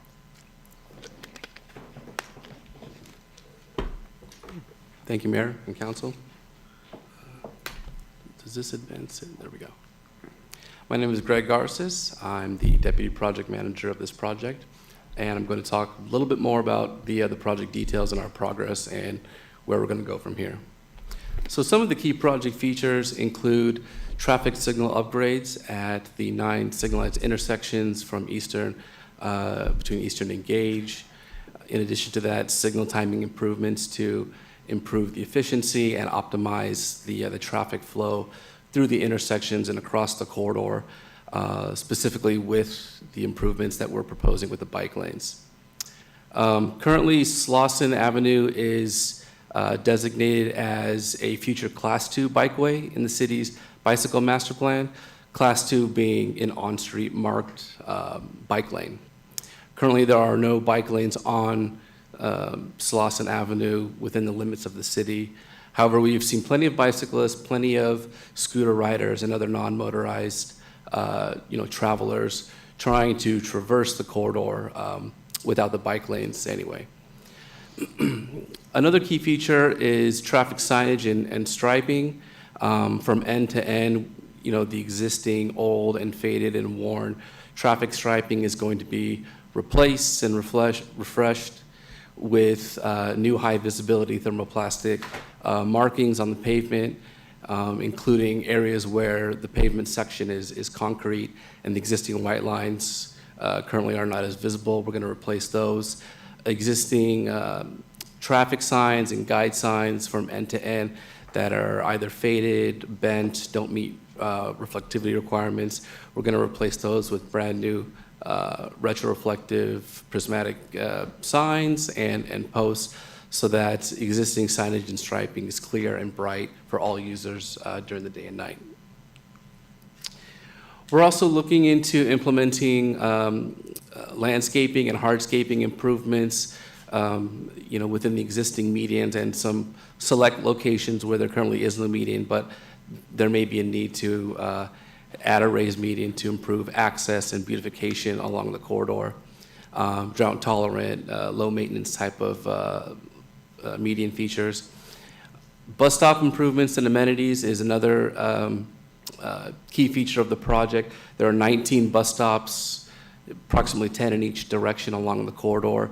Most currently don't have the full set of amenities, shelters, as Min mentioned, benches, trash receptacles. So we're looking into the feasibility of certain bus stop improvements and amenities in coordination with Commerce Transit and LA Metro. And lastly, street lighting improvements. We're conducting a study looking at areas where along the corridor at nighttime, there may be patches of darkness that we could look into implementing additional streetlights, LED lighting to make it safer and to address some of the nighttime collision issues that we looked at in our analysis. So in order to understand, kind of backing up here, we started the project back in April and conducted a variety of field traffic data and other data collection procedures. And we conducted a comprehensive transportation analysis looking at all modes of traffic, looking at all types of features, cars, trucks, transit, pedestrians. And we used that analysis to identify the types of features that will improve safety, improve mobility along the corridor. We looked at truck turning movements because heavy vehicle traffic is such a significant part of this project and this corridor and this community. We looked at intersections where there may be some left turn delay issues where we could possibly implement what we call protected left turn phasing, which is the arrow to help move traffic through the intersections. As I mentioned, bus stops. We looked at daily traffic volumes and how traffic kind of fluctuates throughout the day and how we might mitigate it with these improvements. And we also looked at some of the existing on-street parking issues that we're seeing on the easterly part of the corridor.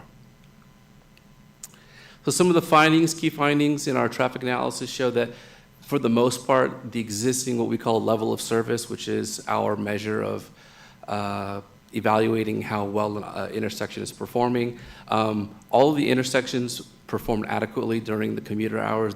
I would say the intersection of Garfield experienced the most congestion during the peak hours and rated the worst of the intersections, which is why we had focused most of our attention first at that intersection and then proceeded throughout the corridor. Future level of service with the anticipated bike lanes, we found that the level of service would also be adequate, but it would require some additional improvements at the intersections themselves, improve signal timing, optimize traffic flow, in the east-west direction on Slauson. And also importantly, and I'll get a little bit more into this in the next couple of slides, between Malt and Gage, the geometry of the roadway changes from 3 lanes per direction to 2 in order to allow for an on-street permissive parking lane. So throughout the day, cars park there, and I think there's parking restrictions that prohibit parking overnight, but during the day cars park there, and then traffic is forced to travel within the 2 lanes per direction. So we conducted a thorough parking analysis. We took video counts, and we determined that during the peak hour on the typical weekday, there were 88 cars parked on that segment on both the north and south sides of the street. And we looked further into the existing adjacent sites between Malt and Gage and determined that if those cars could be relocated to the adjacent properties, those sites would still experience a sufficient what we call parking utilization. So they would have an ample parking surplus, I should say, which would allow for the bike lanes to be implemented on the street without the parking lane. Now, we essentially the way that we look at it is there's 2 primary segments along the corridor. From 710 to Malt, as I mentioned, it's 3 lanes per direction. There's kind of a diagram there that shows it, and it's characterized by the 3 lane per direction plus raised medians and turning pockets into the adjacent driveways. And then the proposed condition would propose to remove that curb lane, the 3rd lane, and replace it with a bike lane. Between Malt and Gage, we see that the street is characterized more by the 2 lane per direction traffic plus the existing parking lane, which we are proposing to repurpose as a bike lane. You can see in this situation, the existing travel lanes wouldn't change. We're just proposing to repurpose the curb lane. So digging into it a little bit more, specifically looking at this segment between Malt and Gage, one of our first goals was, of course, bicycle safety and also trying to minimize the impact to existing on-street parking, possibly preserve the status quo if we can, and minimize impacts to all users. So one of the alternatives we looked at was to perhaps maintain on-street parking, but that would require bringing the bicyclists up onto the sidewalk, simply by the fact that the width of the roadway is too narrow to try to adjust the lanes and just squeeze in a bike lane. There's a way of doing it by having a small curb modification, but again, the bike lane you would get only a few feet in there, which is, it's not sufficient for a street of this speed with such high truck traffic. So we looked into a second alternative, which was to remove the on-street parking lane and repurpose what we call the curb lane as a buffered Class 2 on-street bike lane. So it's kind of a mouthful, but what essentially that is kind of your standard bike lane, 5 to 7 feet wide, plus an additional striped buffer between the bike lane and the adjacent travel lane. And what that does is essentially provides just an extra amount of lateral clearance for bicyclists to feel safe and feel comfortable riding in the bike lane. And same goes for vehicles too, in the number 2 lane. When you have that buffer, you don't feel the need to shift over to the number 1 lane or try to skirt around the bicyclist. So looking more into the preferred alternative, there are a variety of different features that we can explore and look into for that buffer area. There's vertical delineators. We call these flexible bollards that kind of move when you hit them, but they provide a kind of visual vertical barrier. We have curb stops that, or armadillos, as they call them, that are like rubberized small barriers with a sort of parabolic profile. A car can run over it, but it still provides a bump. We could also implement rolled or median-type curbs, sort of like a median between the bicycle lane and the travel lane. But ultimately, what we decided to go with is a striped buffer. The striped buffer still provides, the benefit of having a lateral clearance between the bike lane and the travel lane, but it also doesn't require a significant amount of cost and design and vertical obstruction to trucks and other vehicles that might hit it. I think at this time we're looking into at least providing for a striped buffer, and if there's future opportunities to enhance that buffer even more with more vertical devices, that could be on the table as well. So this slide shows just kind of a typical concept of what we've done in another agency, where this is, you've got the striped buffer zone between the bike lane and the travel lanes. There's kind of a cross-sectional view at the bottom, if that helps you. And then sort of on the left side it's kind of the detail of what the buffer looks like. When you get to the driveway areas, we have to sort of taper off the buffer in order to allow trucks and other vehicles to enter in and come out safely and not conflict with bicyclists. And this slide shows some of the key features of the buffered bike lane concept. At the intersection, in the situation where we don't have dedicated turn lanes, you see those green markings kind of serve as a visual reminder for what we call a conflict zone, where bicyclists share the roadway with vehicles. Those lines are currently out there today, but with the enhanced, what we call the greenback bike lanes, it provides a more visual conspicuity to both bicyclists and road users that, that space is to be shared and to expect bicycles at the signal.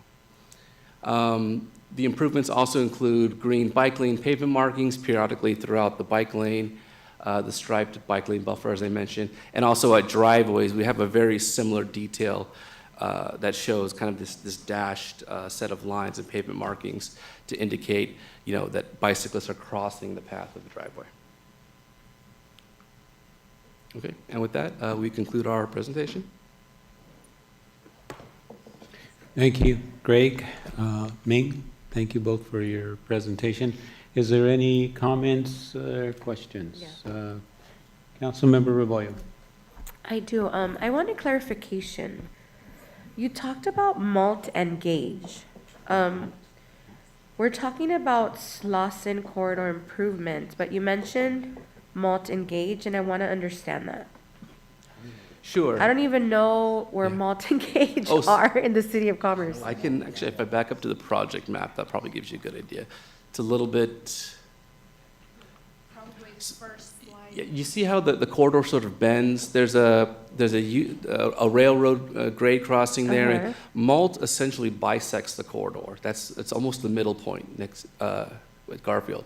So I-710 to Malt is kind of the first, what we call the subsegment of the corridor, and then the key segment where the existing parking is here, between Malt and Gage. Gage is on the easterly end of the corridor. Malt to Gage. Right. Garfield is, if you look, you see that the line that's coming down from I-5? If you look straight down, there's a traffic signal symbol. That's Gage. I'm sorry, that's Garfield. Yeah, but Malt and Gage don't intersect. and Yeah, that's I'm what- super confused, yeah. Correct. It's Malt to Gage. to Gage. We're talking about an area, not an intersection. Yeah, Okay. yeah, so just to clarify, this project exists only on Slauson. This is a longitudinal improvement project on Slauson from end to end within the city limits. Okay. So, and okay. there's several signalized intersections And in Malt between. is here, Correct, and then Gage is here, so it's kind of span. okay. Okay, I'm gonna have to go and visually see it because this is too busy for my eyes and my brain. Because it just doesn't make sense to me, but it's because of I know this is very busy, this map is very busy. But I'm gonna have to visually go and drive there to see it. I mean, I'm really excited that this project is before us. I think, I don't know, 2017, 2018, I've been, and I think Gina can corroborate, where I'm like, what about Slauson? What are we gonna do about Slauson? So I'm happy that we're here and that it's finally here. I'd like to see the improvements. Obviously, bike lanes are a huge topic of discussion in the City of Commerce. I do like that we want to incorporate, right, a sustainability portion to the corridor. Should we decide to go with bike lanes, I like the idea of if you go back, I think it was the armadillo sort of you talked about. Yeah, the rolled or median curb. I think that's the safest route for bicyclists. Is that what we call them? But I think what I think about, right, Slauson is such a huge corridor, so the bike lanes would probably only exist within the City of Commerce range, right? And then from there, where do these bicyclists go, right? That is going to be safe once they go into, what is that, Pico Rivera or Downey, right after. Right. So I think about that, right? But then I think about, well, at least they're going to be safe within the City of Commerce portion of it. But I do like that we're really thinking about, the future of the city, the corridor, what it's going to look like, what we want to attract, right? I think as I continue to look at when we change major corridors, the impact, right, that it has on traffic, and really the impact that it has on what's coming in and out of the city, and then the traffic flow is what I'm trying to say. Sometimes we think it's going to create a lot of traffic, right? But it also creates a sort of, what did they call it when you slow down the traffic? A detractor, I guess? Traffic calming. Traffic calming method. There you go. Thank you. So I like that. I like looking at the different traffic calming methods. One thing for me also is just the synchronization of those traffic lights. I think that really makes it or breaks it in these huge corridors, especially because we work within such a it's such a huge corridor, right? And all the different cities that it services. So yeah, I think those are the only things that the biggest thing for me was, where is Malton Gage? Because that totally threw me off. But obviously, there's a lot to dissect here, but I'm just really excited that we're finally looking at the Slauson corridor. And that's it for now. Thank you. Thank you for your comments. I have one question. Councilmember Garcia. Hi, I'm not sure if you mentioned, will you take a lane off in order to complete this project? Is that what I heard? Yeah, I can show you. So, yes and no.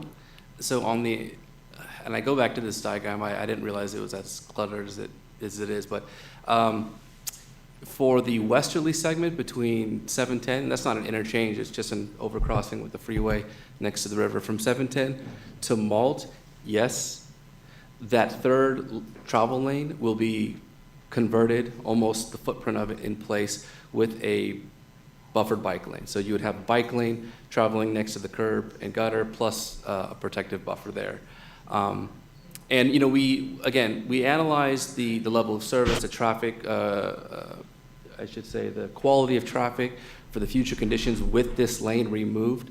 And you know, with the right mitigations and signal improvements, we would still maintain adequate level of service with that lane removed. On the easterly portion, we would not be removing a travel lane. It would remain as 2 lanes per direction.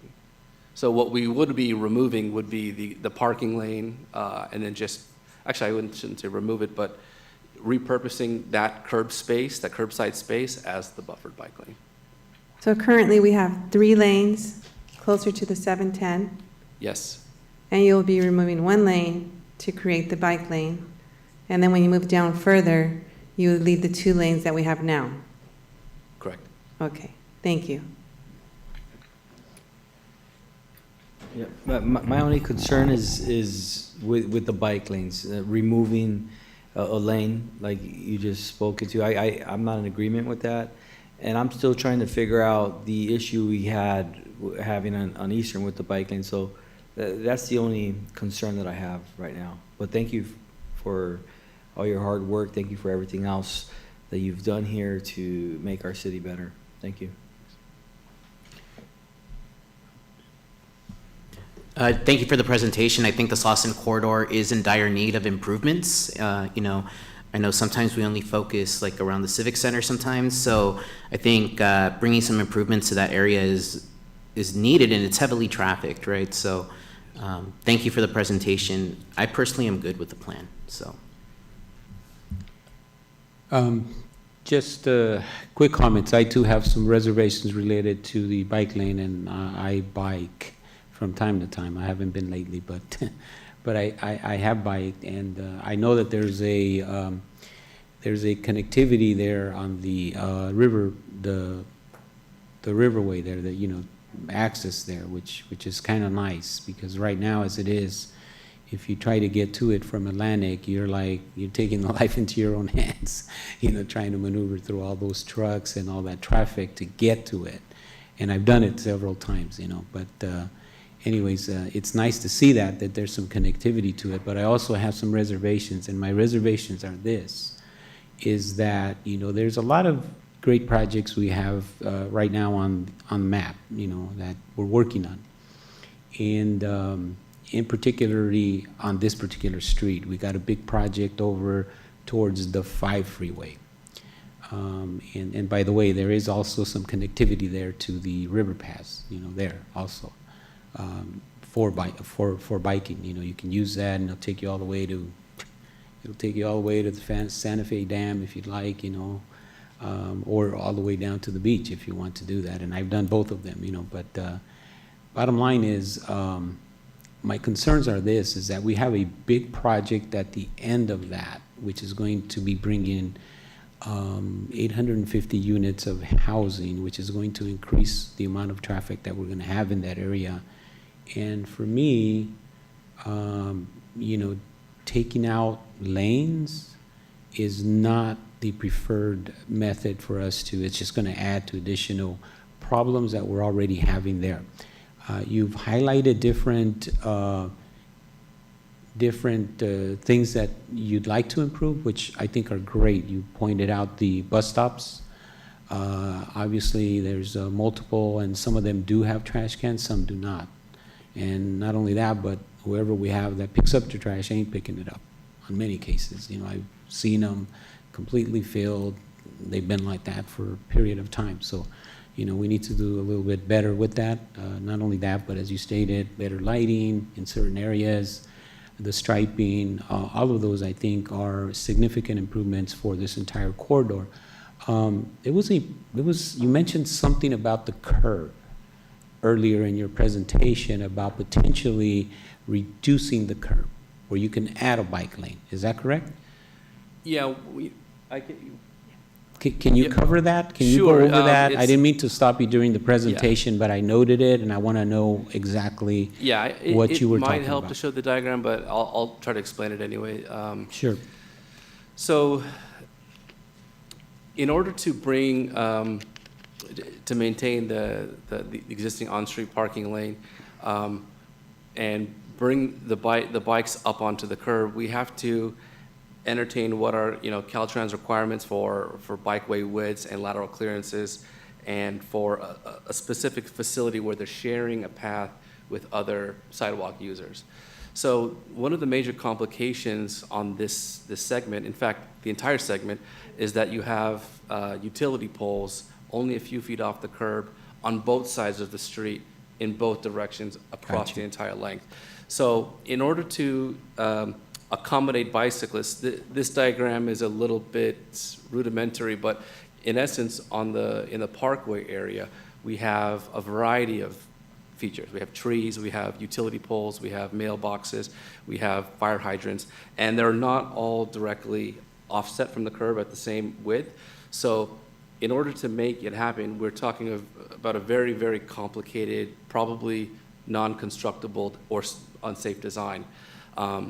Bringing bicycles, along the curb, we'd have to extend the curb out a little bit, actually, to make a clearance between the vertical obstruction and the new curb face. Or if we were to put it at the back of the curb, I think that poses some problems, and we've coordinated with city staff, on some of the safety issues there with trucks exiting the driveway and encountering a fast-moving bicyclist as the first, sidewalk user, and some of the risk there. So, based on constructability, safety, logistics, some of the hydrology with the drainage there, to have to entertain the first alternative, it seemed more prudent to the group and the design team that we move with just removing the existing on-street parking and make way on the street, provided that we can provide that safety buffer to the adjacent traffic. Without that buffer, it's the bike lane is meaningless. Okay, yeah, I just wanted to cover that, and thank you for pointing out those important options there, which can be difficult, obviously, and potentially even, dangerous. But now, my question is, in terms of sharing that path, I've driven that a couple times. I don't seem to see very many people walking that. And, is there a possibility to share that with the bicyclists? Are you mentioning on the sidewalk? Sidewalk, yeah. We have pedestrian counts and observations. We see people walking it. And then technically, when you create a shared path, it's generally on the same level. So it's, as long as you have the lateral clearance to do that, that's fine. But it just so happens that along this corridor, we would have to start relocating poles or, removing a lot of, storm drains and curbs to where maybe it's cost prohibitive. That's not a 100% answer, but that seems to be, we're leaning All right. in that direction. But there isn't a way to take a portion, in other words, to just increase it a little bit so you have a little bit more sidewalk, kind of. Mhm. Not the entire sidewalk, because I know you have vegetation. You have, Yeah. brush growing there and whatnot. And, could we take a portion of that where we can incorporate a way for people to walk and a way for people to utilize a bike? Yes, that was actually kind of one of our sub-alternatives, or you could call it a design option, to where we would extend the curb out and try to dedicate a 3 to 4 foot space landscape parkway and use that for any, sidewalk furniture and anything. Have bikes ride on one side, have pedestrians walk another. So they're essentially both in the parkway, but on separate paths. Do you mind pointing that out to us? Do you have it on your slides? We don't have it. We don't have it here, but it's very similar to what you. Maybe if I had a mouse, I could probably zoom in. Would that eliminate that parking portion of it? No, that's a great question. It would only be by a few feet, a couple of feet. We would maintain the parking lane and then just trim down the remaining travel lanes, and the two-way left turn lane in the middle. So that was one of the alternatives that we came up with, but again, through coordinating with the city and kind of internally on the trade-offs, it didn't seem as viable as the second alternative. Okay. Okay, thank you. Those were my questions. Thank you for your presentation. I know this is something that is important to us, but I'm also, as the vice mayor, are very concerned with what we have coming here in terms of additional housing, in terms of additional traffic, a lot of, very, I think, positive projects for our city in the future, but, also it's going to also bring additional traffic. And my concerns is if we start taking more lanes, you're going to create a much bigger problem than what we already have here today. And so those are kind of my concerns with that. And I'd like to move forward where we can try to accommodate, but find ways to do it in a way that we can continue to preserve the right-of-ways, not take away from what we already have. And so those are my comments. Those are my concerns that I have with what is being presented here today. But overall, I think your presentation is a good presentation. There's a lot of significant improvements that you've highlighted, which I think are good. I'm just not 100% on the taking away. The parking, I think most definitely, thank you for citing that. I think that's great. And we can obviously mitigate that also, whether it's enforcement or whether it's, reminders to the businesses that, about parking on the street. I don't know if it's currently allowed or not, if it's properly posted there. But, we should try to keep it free so that, the flow of traffic can continue to move forward and you don't have these big old backlogs of people trying to now go from 3 to 2 lanes, that sort of thing. But thank you. Appreciate your presentation. I wanted to just clarify that the 3-lane is only a portion of the segment, and parking is a separate segment that's allowed only closer to where Gage is, the few blocks off of Gage. So it's not consistent where you go from 3 to 2, or that there's parking throughout that. Most of the segment from 710 to 5 does not allow parking right now. Yeah. No, and I'm familiar with the area you're talking Yeah. about. Yeah, closer to the 5 freeway. Okay. I've seen it on Yes. different occasions. I just wasn't sure if it is allowed there's a hourly time that it's allowed. There's parking allowed, mostly from, is it Malt to Gage? Okay, so it's just before Garfield, Garfield. basically all the way down to Gage, and you've also cited in your report that you indicate that there seems to be ample parking in these properties so that those folks could actually park in the different businesses, and so we can potentially, ask that they do that. Yes. And therefore, it would free that additional space up. Okay. And one other thing, because we're trying to get feedback this evening to see if this concept plan is acceptable, or what feedback we receive that maybe we can modify it. The one thing I do need to mention is that we did receive a $2 million grant for the design phase, and I would hope that if we don't entertain the bike lanes, that it doesn't jeopardize that grant that we have, and that it won't jeopardize going after monies for construction if we do not include a complete streets type of a design, which would include bike lanes. So I just need to, mention that. And let me clarify once again, if you don't mind just repeating that. If we do not include bike lanes, it will jeopardize or it will not? It may. It may It jeopardize. may jeopardize that, and I'm almost positive it will, because they're gonna probably give higher points and monies to those that do. It would be competitive, and if the state has a choice, they're looking for complete streets improvements. And the funding that we're talking about, federal or state? It would be federal through the state. Okay, through the state. Okay. An ATP grant, and you can certainly speak to. Yeah, I just Mr. want Mayor, I to have a add, question. the bike master plan, adopted by the council also have a bike lane through Slauson corridor. The city also got the ATP grant, which is to, improve bicyclists and, pedestrian safety and accessibility. So, that, I think it's become very important to have a complete street concept. And in terms of the capacity, traffic capacity, I think the main consideration is at the intersection. So we are working on a lot of improvement.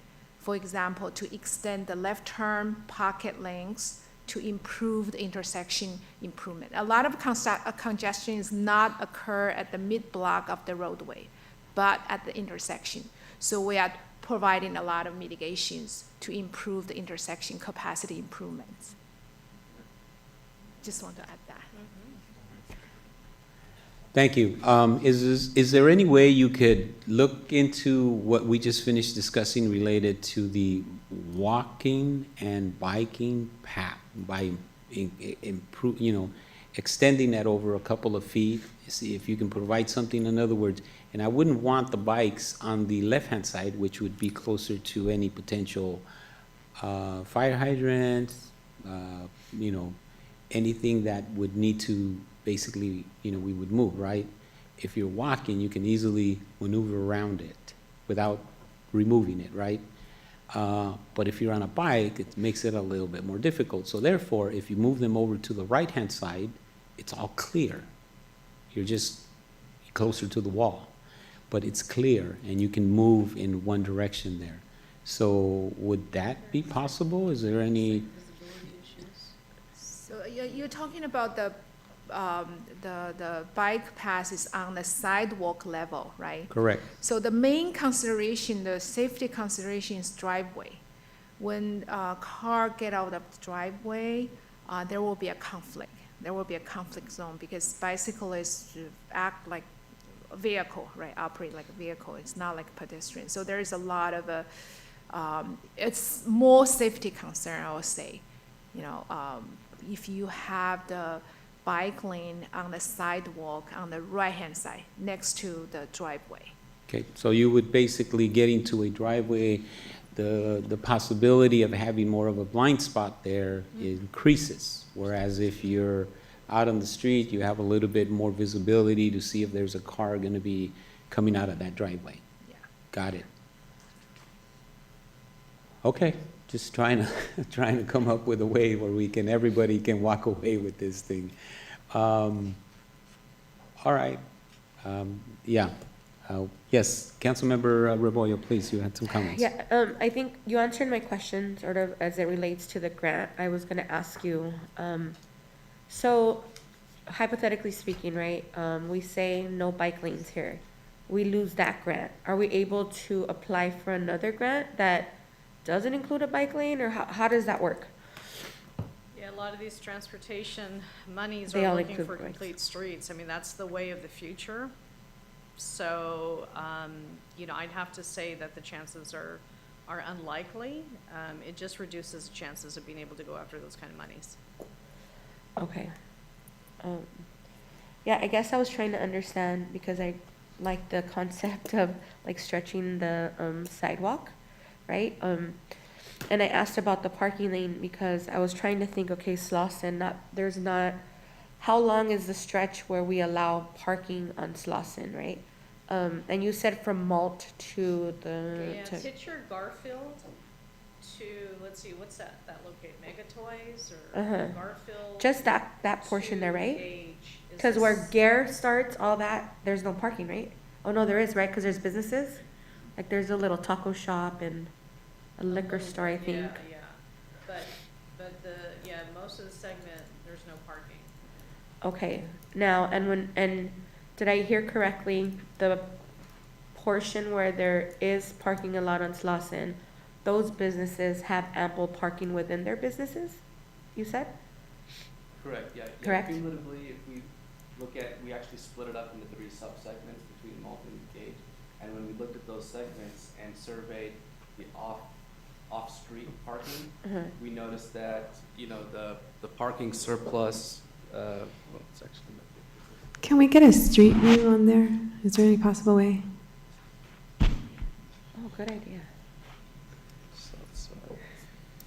Yeah, when we counted up, essentially what we did is, it's an analytical exercise where we take the cars that are on the street during the highest hour, we move it to the sites, and then we look at those sites and what is the new utilization.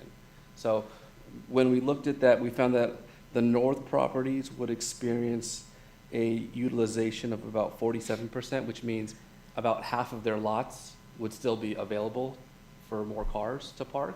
And then on the south side, it was about 35%. So that means about only 1/3 of their parking spaces would be occupied if you brought the cars onto the private property. Okay. So they would still have roughly 65% available space. Okay, so if we moved, right, in the direction of keeping the bike lane on the sidewalk, and we made the sidewalk bigger, going into the parking portion, right, the parking space currently, and we removed the parking space, would that then create a problem for the portion of Slauson that doesn't include parking anymore, because now we're taking up potentially a drive lane, because we're going into the driving lane instead of the parking in that portion, because that portion doesn't have parking? Do I make sense? So I think you're asking about where the third lane is Yes. versus the parking lane Yes. segment. Do we lose the third lane in addition to the parking lane if we widen the sidewalk? Well, there is, you know, between Malt and Gage, there is no third lane, right? Is that- Right, we're but clear on that? there's a third lane. Do you lose that? On the west side. Yes. Third lane. So there is a little bit of a, issue, I shouldn't say issue, so transition, right? So basically the, west segment, the third lane become a bike lane, bike lane. And then if, the segment, you want to maintain the parking, and then the bike lane become sidewalk on the sidewalk. So there has to be a transition, you know, transit from the on-street, the bike lane's on-street, and then you have to get on sidewalk. So there's a transition. Like we would implement like a bike ramp. Yeah, to- bike to ramp. get back You have down to onto street level to get where- down to the roadway or get on, off the roadway. So Okay. curb ramp, curb ramp for bikes. So that is a little bit of a transition there. Okay. So the only reason you want to do it is just to maintain the parking, right? Because it's not very convenient for the bicyclists, because you have to switch around. And there will be a treatment at the intersection. You need to make sure you have a right treatment at the intersection, so the bicyclists know they are on the street, and then they have to transition to the side lane. Okay, got it. Well, I think the question for us is, right, what do we want to do? Because in order to keep this money, there has to be a bike lane. And I mean, how, you know, we need to get creative if this is the path that we're going to take, or we're going to say, you know, we're going to put a pause to this for another X amount of years, or find the money, right, and that much money. Find all that money instead of using a grant. So I think that's the, you know, that's the question for us, is what we want to do. You know, I'm a proponent on bike lanes, right? Because like we mentioned, as we go to conferences, as we look at trends, you know, that's kind of the way of the future. That's why there's so many grants out there, because that's where the, you know, Fed, state, that's where they want us to move to. In an effort, right, to get cars off the streets. I don't know that, you know. Yeah, I think, but, you know, we also have to be realistic as to when we do that, like, what does that bring? And, you know, we have a perfect example of Eastern, but I think here we have a perfect opportunity to get creative so that we don't lose that other lane and somehow figure it out so that we don't have that same problem. But, you know, I think we just need to get creative, get on the drawing board, and figure out how to incorporate that bike lane without losing the lane and creating more traffic on Slauson. That would be my comments. Thank you. Thank you for your comments, Councilwoman, and I like your comments. I think that, you know, I mean, I think, let me just point something else out also while you were talking, and I'm looking at this picture here. In driving, I've seen multiple trucks that are using the lane in the middle right now, and they park there. They park, they get off, and they turn on their hazard lights, and they're using it. And I believe in your proposal, you also mentioned about the medium, that you want to use, you know, beautify, and so in essence, we take the middle, which would not be usable to them now, so now they have to park somewhere. And more than likely, they're probably going to go to one of the lanes. They're going to park, and they're going to park their trucks there. So, you know, this also creates additional problems there. But going back, I mean, I really would feel a little bit more comfortable in challenging you to come up with a creative way to address this issue so that we don't lose the additional lanes that we have there now or make them more usable. I just think it would benefit our community in the future with the different projects that we have on that we're working on, and some of the problems that some of our own residents in our community have cited have been, you know, congestion. You know, you're moving forward with adding additional 850 units in this area, and it's going to create, you know, additional traffic, congestion. Well, by doing some of what we're proposing here, we would be doing the same. We, in essence, are going to create a problem. So for us, you know, I want to see these projects move forward. I want to see, hopefully, a way to mitigate this problem. So our challenge to you would be to, if you could, go back and come up. I mean, you know, there's a lot of technologies out there. You know, how many driveways are we talking about? What could be implemented there as safety measures? And I realize the cost could increase for something like this, but at the same time, we might be able to get around and make it safe for both those walking and those riding a bike without sacrificing, you know, losing the lane. You know, so that would be, to me, the ask that I would be asking of you, to go back and relook, take a look at other areas that have been a challenge for other municipalities, other areas, and how did they coming up with solutions to address some of these issues? If this issue already exists out there, if there's a solution to it, what can we do to try to address this? So those are my comments, and I would make a motion to receive and file the presentation on the proposed Slauson Corridor Improvements Concepts Plan by KOA Corporation with the comments that I just made. In terms of item number 2, I would like to, before we approve it, I'd like to see a plan that would address some of our concerns that we have related to that. Would that be okay? Is that a motion? I would make that in the form of a motion. I would Mr. second Mayor, that. before we go there, can we give them a timeline though? Like, Yeah, what would be a Yeah. reasonable timeline Yeah, to thank you. come back to the city council with something on this? Well, how much time do you need? Because that's going to be probably at least another month or two. So I just want to clarify,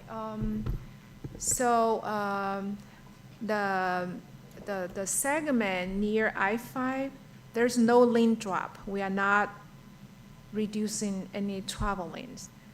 The reason, in order to put a bike lane, we need to get rid of the on-street parking. So the west segment, yes, we remove one travel lane to make it as a bike lane, right? But that segment, on the roadway side, there's no capacity issue, but intersection, we make improvements. So, but what we need to look into it is to, I guess, try to look at without changing any travel lane, not reduce any travel lanes on the west segment of Slauson. Is that right? So you're referring to the west, basically close to the 710 freeway? Yeah. Correct? There's Yeah. only 2 lanes now. No, 3 lanes each direction right now. So close to I-5, only 2 lane each direction Okay. right now. We are not doing anything. We know the traffic at Gage, that intersection, the traffic, the delay is unbelievable, right? Right. Very long queue. So there's no lane drops for that segment. Only the lane drop is for the segment close to 710. Okay. So Okay, so moving in that direction to the west, that's where that's where the bike lane would be moving, going that way, in that direction? So bike lane will be on the whole segment from 710 to I-5. Okay, it would not be. Both direction, yeah. Both east and west direction. Okay. So ultimately, corridor-wide, the configuration is 2 lanes per direction with a bike lane from the whole corridor. It's one uniform configuration, 2 lanes per direction plus bike lanes. That's the concept. And we're not losing a lane, is what you're saying? We are from Malt to the 710, Yes, but not from Malt to Gage. correct. Okay. Okay. That's the whole thing, Malt right? to the So- seven, is that what we have in front of us? Yes, because it's not consistent. This is near the 710? It's much This more- is what, yeah, it's oh. around 1,000. Yeah, Okay, actually, and then the here- The average daily volume close to 710, the volume is actually lower, 20,000, but close to I-5 is high, definitely higher. Yeah. But close to 710, you have 3 lanes, but close to I-5, you only have 2 lanes each direction right now. So we wanted to make it consistent, 2 lane each direction for Okay, traffic. so I tell you what, I don't want us to move forward and approve something that we're not completely clear on.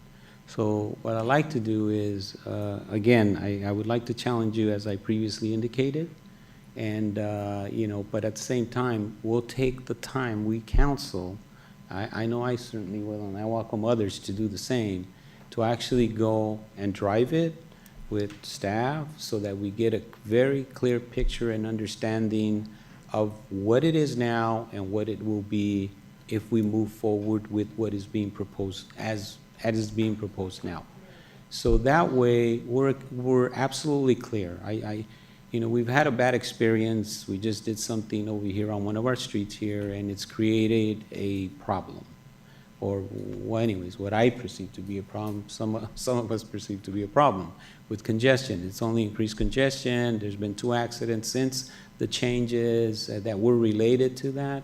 And, it's of concern to us that this has occurred and that, we're having this problem. So I'd hate to approve something that could potentially have some negative consequences down the road for us. So I just want us to take the opportunity to actually take go through it and actually have a very clear understanding of what we're going to be doing in the future, okay? And we understand that if we don't include the bike lanes, we could potentially not be eligible for that funding.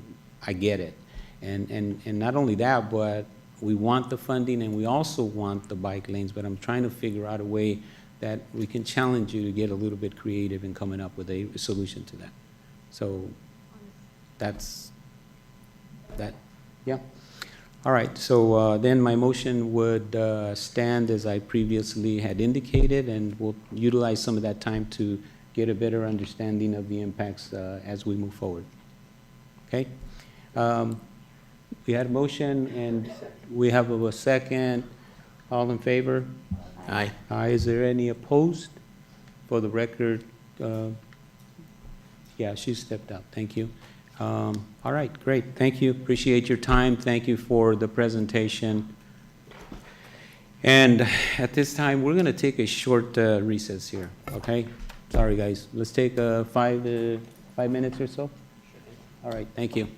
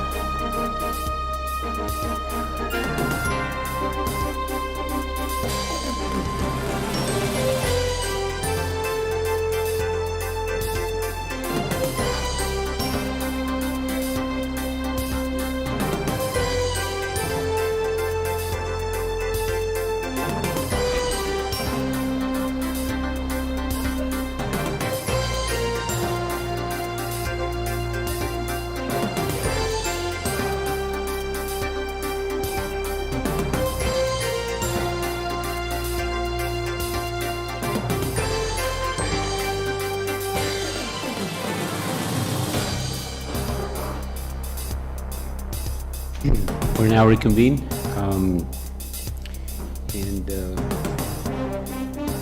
Okay, so we're on item 11.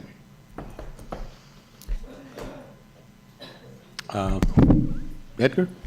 Thank you, Mayor, members of the City Council, public, and co-workers. Item number 11 relates to revisions to the budget.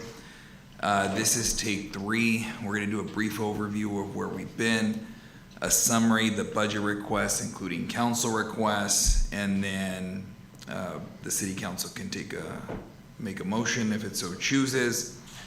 A quick recap, which you've already seen on slide 3. On September 12th, the most recent action, you approved $785,190 in adjustments. That is a slightly revised figure and a lower figure from what was presented last. It includes $490 in capital outlay, $277 in personnel expenditures, and $17,520 in programs. It's left our projected surplus at $5.7 million. So on the next slide, we'll be able to see a summary that essentially outlines where we currently are with respect to the surplus. And as we move forward, we're going to see department requests and city council requests by department area. Next.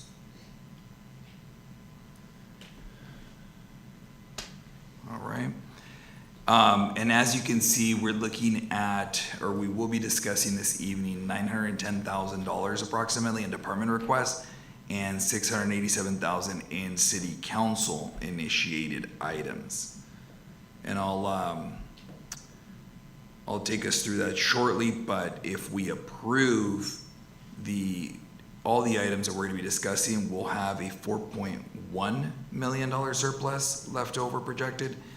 And if we approve only what we're calling top tier at this time, plus the city council request, we would have $4.45 million in projected surplus.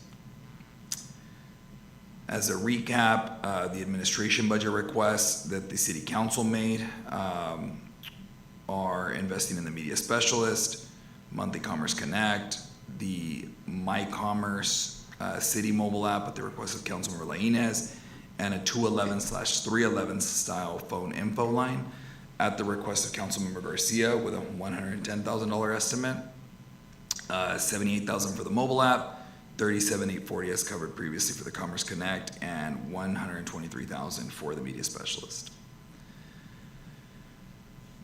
Those are the only requests for administration. They're council initiated, as stated previously. Now, Human Resources is requesting a full-time admin tech for $111,000 and a full-time office specialist for $34,300. That one has an asterisk. We're placing a priority on that one at this time. We're calling it top tier. Yes Worker program covered on the next slide. We've discussed that with the city council at $240,000 to bring the program back. We're also requesting, though, however, if we do bring this back, that we do approve the 2 positions noted on the previous slide due to the intensive workload related to the Yes Worker program. Moving on from HR, planning has 1 budget request for a city planner. And on the slide there, you'll see we've got Modelo, Rosewood Village, Benson East and West, the Duke project, Citadel expansion, other developments related to SLA that are high-level projects that would certainly benefit from having a senior city planner here on staff, which we currently do not have. Moving on to Public Works, we've got a remaining request for 4 full-time street maintenance workers. If we were to only do top tier, we'd request that you fund at least 1 more part-timer at minimum if we're not able to fund all 4 full-time street maintenance workers at this time. And we're also including the part-time painter at 32 hours as a top tier request to address the items that we discussed previously related to preventive maintenance for buildings, the pagodas, picnic tables, benches, splash pads, and stop bars and that sort of thing. The senior office assistant, as discussed before, is a cost center change without a budget increase at this time. We ask for city council's approval. Moving on to library, we have a full-time librarian to assist in centralized purchasing at all 4 libraries, adult programs, reference duties, a part-time library page at $25,000, and city council inquired about opening up Rosewood on Saturdays for an additional $51,100, which would include the 2 previous positions. We can accomplish that and open up from 10 to 2 on Saturdays and an additional 2 hours on Fridays. And so something that has not been discussed previously, but was raised by our mayor is that the Aguascalientes delegation through Sister Cities is ready for a visit. And so we plugged in 20,000 for that, for that activity. You'll note that, we're placing an asterisk in top tier on the part-time library page and also the 51,100 for the positions that would be required for the Rosewood Library Saturdays and extra hours on Fridays. And due to the late hour, I'm trying to move through it, but interrupt me at any time if anything's unclear, if we have questions. I'm sorry, but can we go back to the Public Works slide? I was trying to read and I didn't. Yep. Just give me a quick second.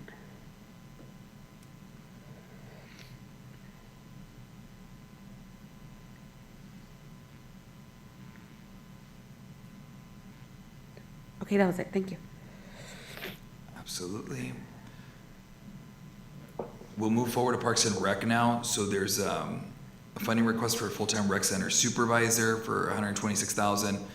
As a reminder, we're down 3 supervisors right now due to retirements. And so, instead of funding all 3, we're asking for just 1 at this time due to the uptick and the need for supervisory oversight.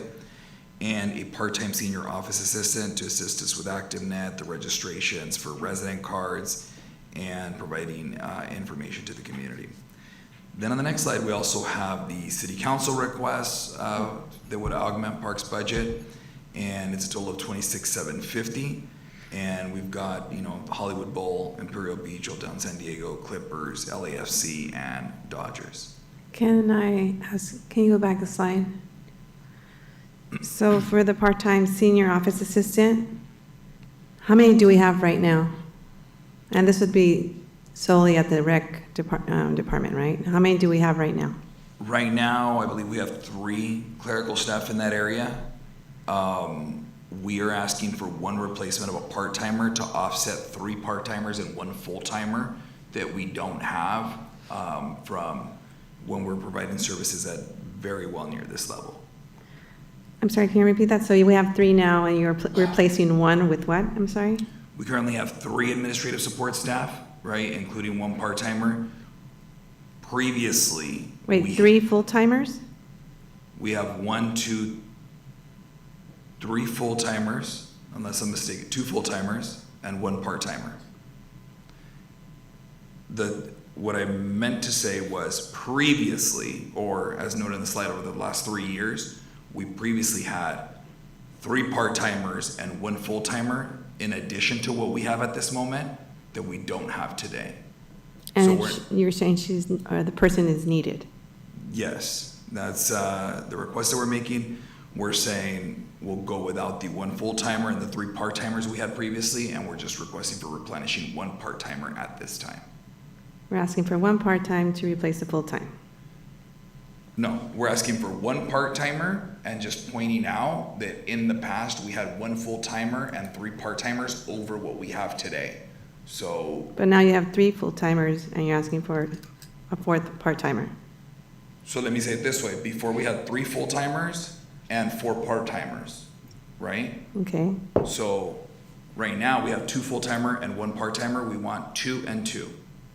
Okay. It's less personnel than previously, but we're not converting positions because it's not budgeted. Okay, thank you. Thank you. And now on finance, we have the 2 part-time central stores assistants to assist with digitizing, and to the tune of $83,640. We didn't place that in the top tier, and on the slide that follows, you just see a nice little pie graph here on how the city council is investing its funding. broken down by area. And this now takes us to city council question, direction. At this time, if the city council deems it fit, it would be appropriate to make a motion on either the remaining top tier requests or any and all department requests and or any all city council requests and or take action on any budget items that are discussed or not discussed and not already approved. Mayor, may I say something? We should, it should be part of public safety. Yeah, it's a good time to do that. City manager, what I would like to do, when we first created the cameras for the rebate for the community, it was, I think $500 really got you some equipment from Costco. You were able to put it in and help residents. However, what I've seen is that these cameras don't really work. They're just for entertainment. Someone breaks into your car and you just watch them. And it's black and white. However, I think that we should increase this to $1,000 per household. And the reason being is, I mean, I went ahead and made an investment, and the cameras that I have at nighttime, it looks like daytime. And they're amazing cameras. I mean, I have cameras that follow you. If you come to my house, it follows you. It also takes pictures of license plates, and it takes pictures of faces when they walk up to my gate. So I think that in order for the community to be able to afford this type of system, I think that we should increase the rebate if affordable, if we can afford it, and second, if city council is okay with that. I agree.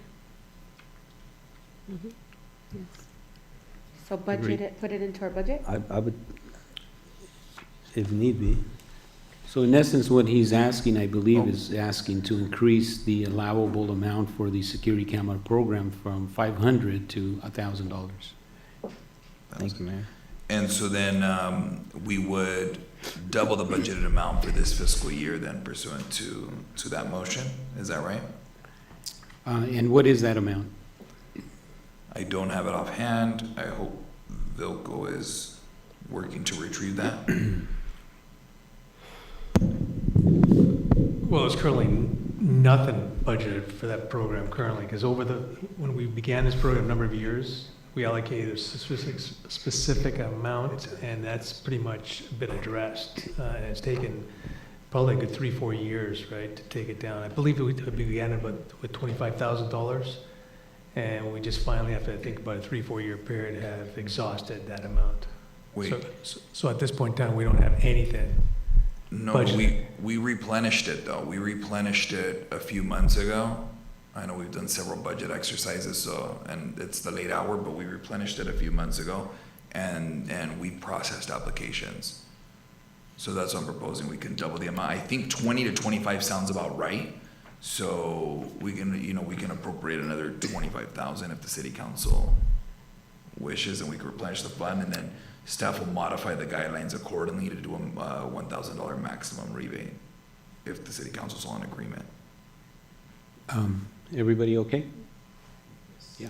You have a consensus? Well, let me ask the question though, then what happens to these individuals that have been part of the rebate program and had only the ability to reimburse themselves up to $500? Do you open the door for them to then upgrade it for another $500?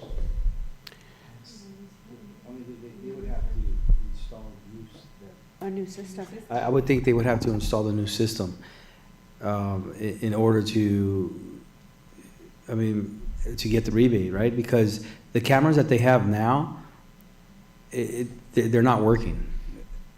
They're not working. Everybody was geared towards getting kind of the same type of quality cameras. And at nighttime, when they're breaking into cars, they post them on Facebook. You can't see. Everything's dark. You can't really capture what took place. However, if we give them the ability to come back and install the proper cameras, then it's going to help us start to identify the people that are breaking into cars or stealing your catalytic converter and things of that nature. Well, would it be prudent for staff to come back, right, revisit the item, exactly what was adopted years ago, and then put into place right provisions that would then best suit the rebate program at this time? I think your comments are right on. You should be doing that. Yeah, I agree. You need to look at the existing program and then, of course, increase the amount, but also look at the guidelines that we've already approved and how do we modify them, because you're right. Somebody's gonna come back that's already applied for 500 and they're gonna want the additional 500, but, you know, I think you need to meet the new criteria, I think, which our vice mayor has outlined, and that is we would like for people to upgrade their systems so that they're a little bit more value in terms of fighting crime, you know, actually capturing, making out the individuals that are potentially committing these crimes and being able to identify them. And as sometimes you provide that information to law enforcement and it's not very usable, you can't make it out. There's different components to this whole thing, I think, including but this is a whole different topic, I think. But I think more importantly, what we need to do is increase the amount of money so that you can actually spend it on something that's a little bit more valuable, that actually will be of more use. And yes, you're right. Let's go back, look at the guidelines, and let's see what adjustments we need to make sure that we address that.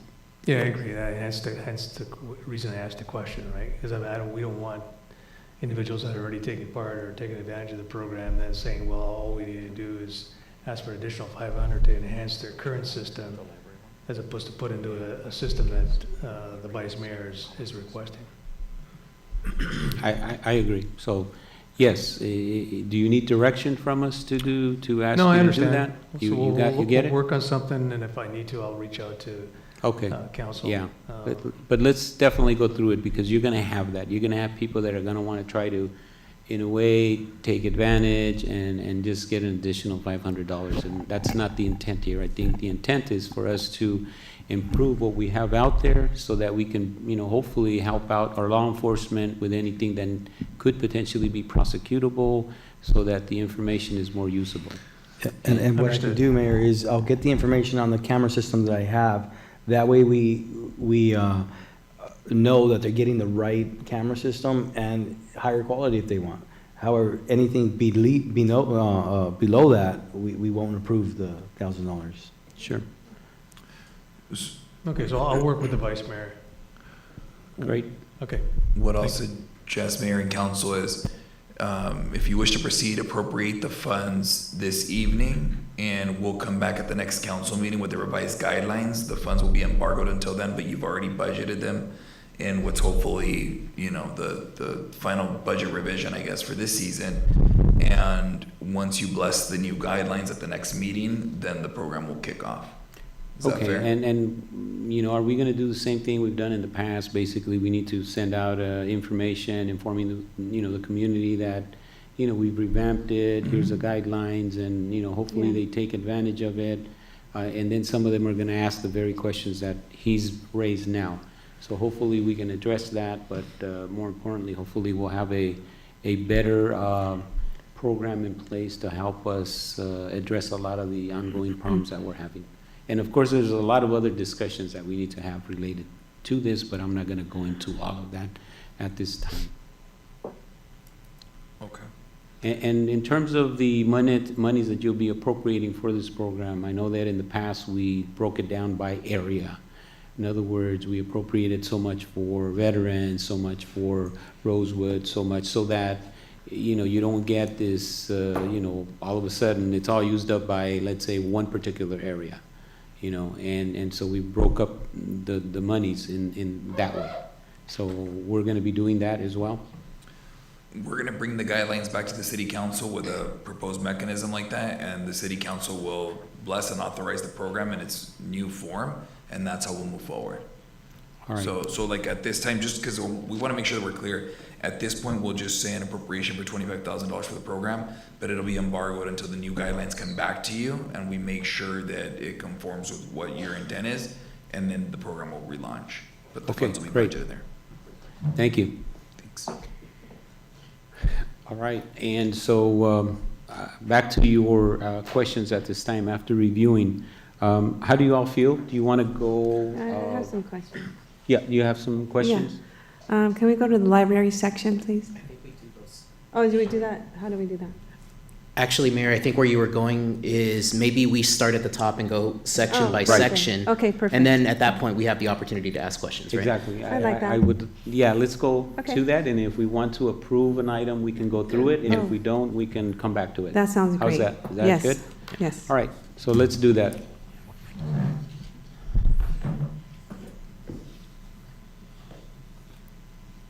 So on administration budget requests, council? Questions, yays, nays? Okay. And is there any comments or questions on these items that we have before us at this time? No, I think we're in dire need of a media specialist. Yes. You know, we look at the posts, we look at things that we've missed, and we definitely need a media specialist. So I'm in full support of everything that's in front of us. I do want Okay. a little clarification on That's style phone info line. What does that mean?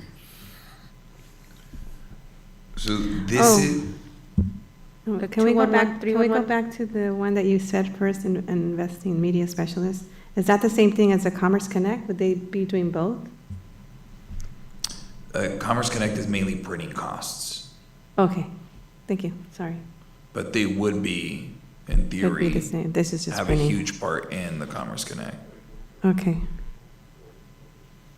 And- Right. and- We'll and- go from 4 issues to once a month we'll have a right? So we are doing once a month? This We're is to going- go to once a month. All right. Okay. I mean, I kind of would think that we should probably start with quarterly. And if we need to go month to month, I think.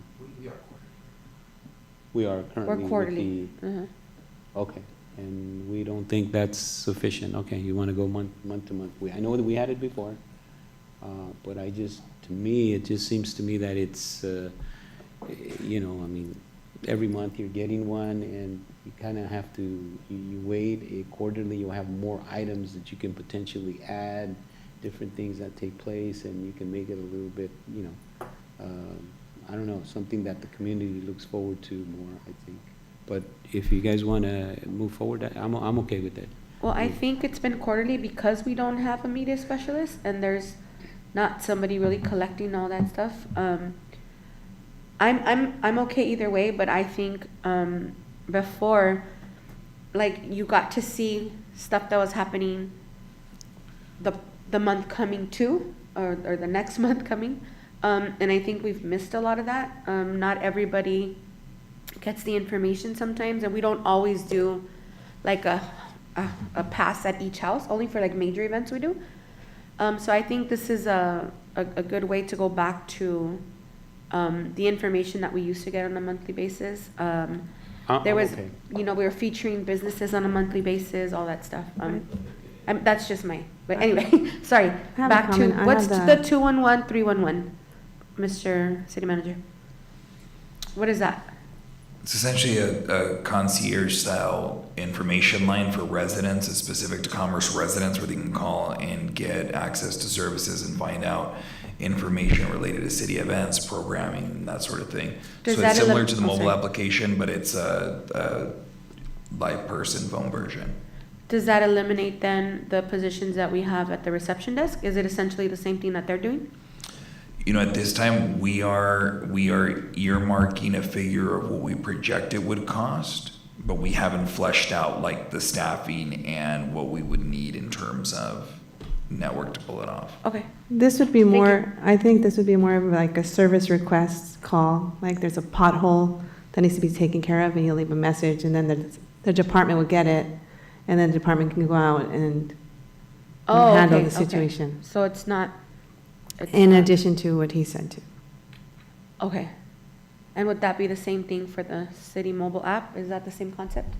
That was my vision for it. That's part of it. I think several cities do have their own apps at this point, and Okay. I think we're a little bit behind in this regard. So Okay. I think that would be an opportunity not only to submit a service request, but maybe take a picture of a pothole, geolocation, things like that to kind of help people just streamline the whole process. That's what I was thinking. Okay, So, thank you. I just wanted clarification. Sure. I'm good. Okay, so if there's no additional comments or questions, I would entertain a motion to either approve or a motion on these items before us here. Can we get a motion on this, or? Mayor, if no further questions, I'll move to approve the administration budget request as We presented. have a motion, is there a second? I'll second. We have a motion and a second. All in favor, say aye. Aye. Any opposed? Seeing none, motion passes. Let's go to the next slide.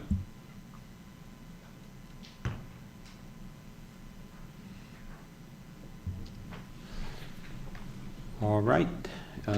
Any questions on these two items before us? I have a question. How many full-time administrative technicians do we have right now?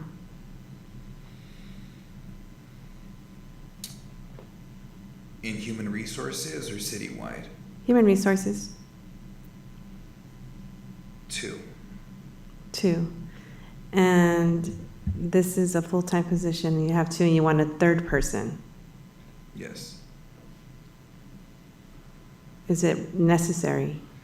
Yeah, you have 30-something vacancies, and you're ramping up services. You've got recruitment, you have retention, you have training, you have discipline, you have appeals to discipline, you've got... How many staff are we, I'm sorry? how many staff are we actually disciplining and recruiting and, Well, you've got 30-something vacancies that you're recruiting right now. After this evening, you might have 50-something, based on the way the approvals go. At any given time, you have half a dozen to a dozen disciplines, appeals, and that sort of thing. You've got new policies that are being drafted, being implemented as a result of the recent MOU negotiations. And you've got a stable of retirees that we tend to coddle and provide nothing but the best to, as well as our current employees and future. and the full-time office specialist is similar to the administrative technician, or is it 2 totally separate jobs? 2 separate jobs, and these would be lower level responsibilities. And we do not have enough people with the lower level responsibilities? That's our perspective. The city council may see it differently. Well, thank you. Is there any additional comments or questions on the item before us? Just one comment, Mayor, if I may. City Manager, is it correct that you said that if we wanted to reinstate the YES program, we would need to fill these 2 positions that are being requested today?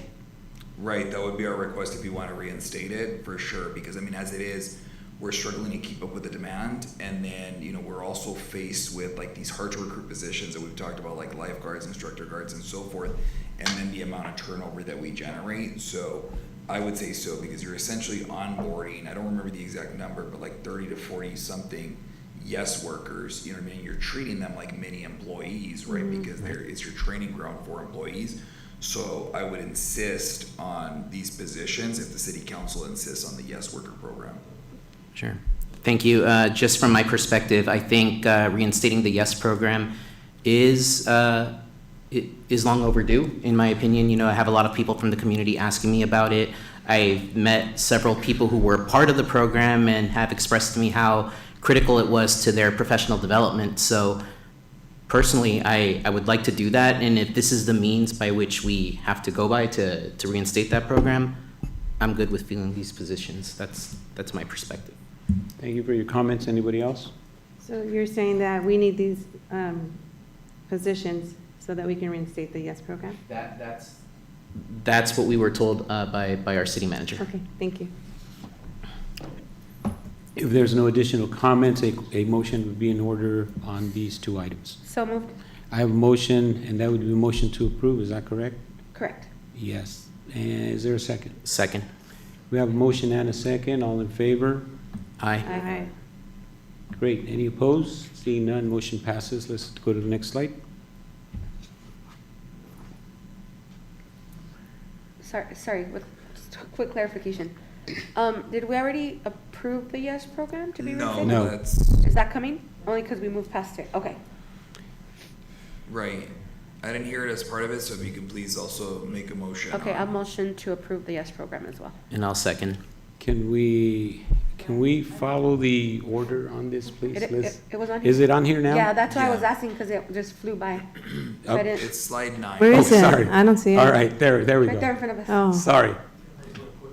Yeah, I know, I think saw we that. jumped to the other We one wanted there. third and All fourth right, and fifth thank and- you for bringing it. And we have a motion and a second. All in favor? Aye. aye.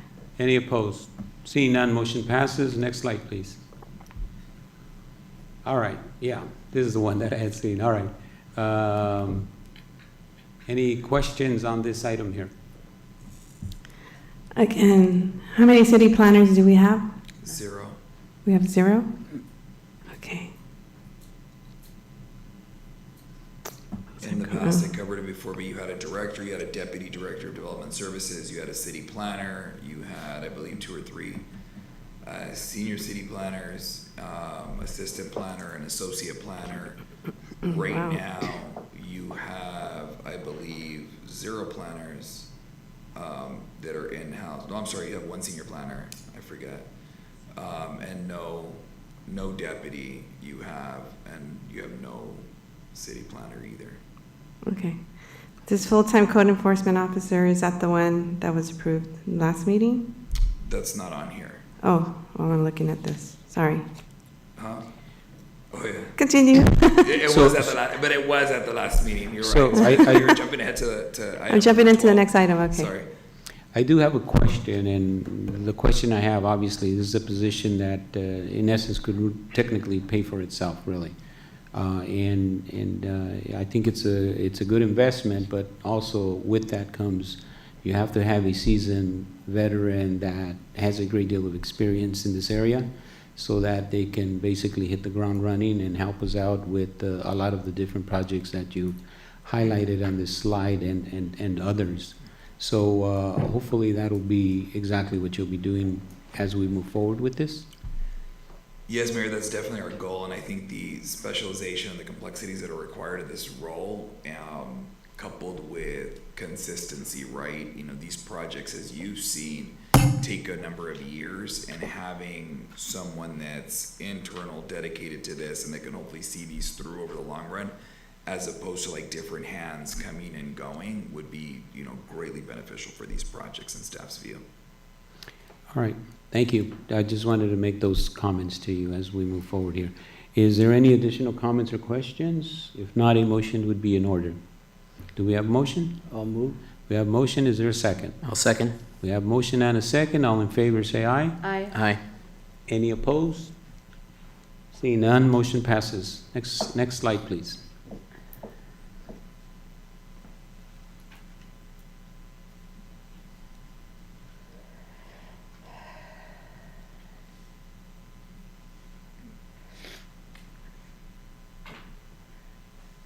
Is there any comments or questions on the items in front of us here?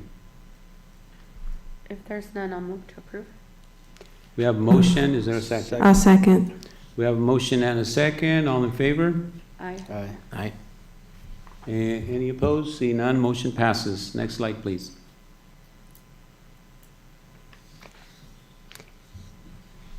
Mayor, if no questions on the library budget, I'll move to approve. Wait, I have a question. Okay. So just a minute. So I know that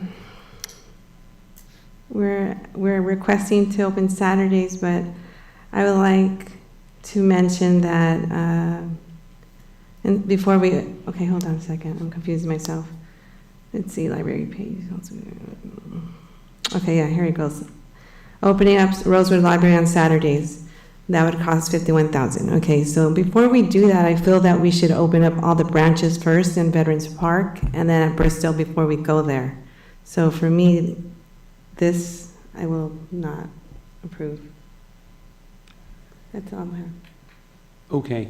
Can you give us a little bit on a background on what facilities we have open, what is currently not open? Yeah, I won't wing this one. I'll invite Ms. Bautista to come up and tag team with me. But if the city council wishes, what we could do is just reconfigure the staffing to accomplish that with this personnel, and like Sonia could elaborate. Hi, good If evening. Sonia, please. Your question was the library current hours? Well, the question that was raised was, she didn't feel comfortable doing the additional, I believe, I think you Saturday need, hours. yeah, you need a part-time, I believe? So the library in 2019 was open Saturdays 10 to 2, Rosewood Library 10 to 2. And it took 4 staff members in order to open up the library. 1 part-time librarian, 1 library page, and 2 library assistants. As you see here, 2 library assistants we're currently recruiting. Well, we don't see it here. So that's not part of what we're asking for. We're asking for the part-time page, which is the second item there. The only thing that's being requested to open up Saturdays is a part-time librarian, which is needed to open up 10 to 2, and that's the 51,000 that's requesting. So we couldn't open up the other branches with the part-time librarian. This is just for the Saturdays. It's a 20-hour part-time librarian. Okay, thanks for the clarification. Yes. The other 2 branches are currently open, but only 2 days for 5 hours each day. And why don't we not open the 5 days? Well, hopefully, if we approve the full-time librarian, we can look at to see if it's the staff personnel that's needed to open up to somewhat, pre-COVID. Okay, thank you. Can I follow up on her question? Yes, please. Just as a follow-up, you're saying if we approve that full-time librarian, then you can look at the staffing to see if we can open up the other branches branches. more days? Oh, Mhm. okay, I like that. Okay, thank you for that. And the Saturday, if approved, the part-time librarian, we could also open up 2 additional hours on Friday. So we're currently open at 1, and if approved, the part-time will open up at 10 on Fridays. Perfect. Great. Hopefully that answers your question. Answer the next question, yes. Okay, great. And how do we So there's no additional comments or questions on this particular item. If everybody's okay with the remaining items, a motion would be, to approve would be okay at this time. There was a motion. I think I I'm have a sorry, motion you're on the right. floor. You're right, I'm sorry. I'll second. I'll Second, we second have a that. motion and a second. All in favor? Aye. Any opposed? Seeing none, motion passes. Next slide, please.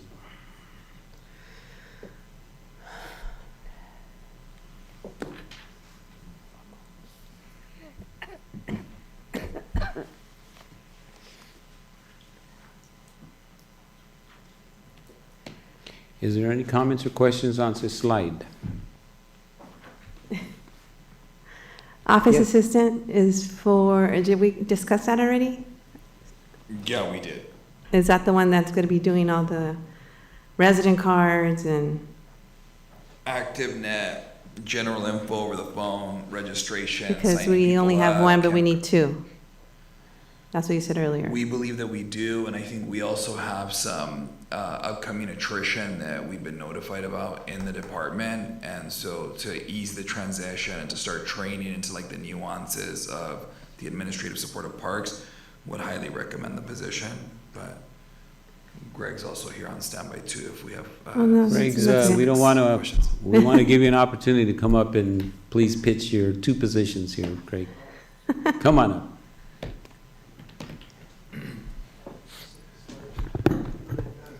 Parks do make life better, and They so does sure additional do, they staff. do. That's a good way to lead it.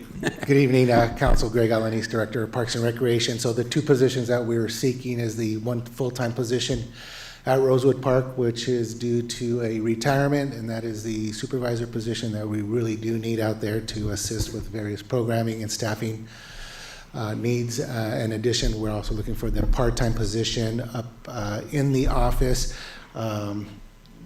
Our city manager did explain to you prior to me jumping on board in 2019, we had just lost 4 total employees, 1 full-time and 3 part-time.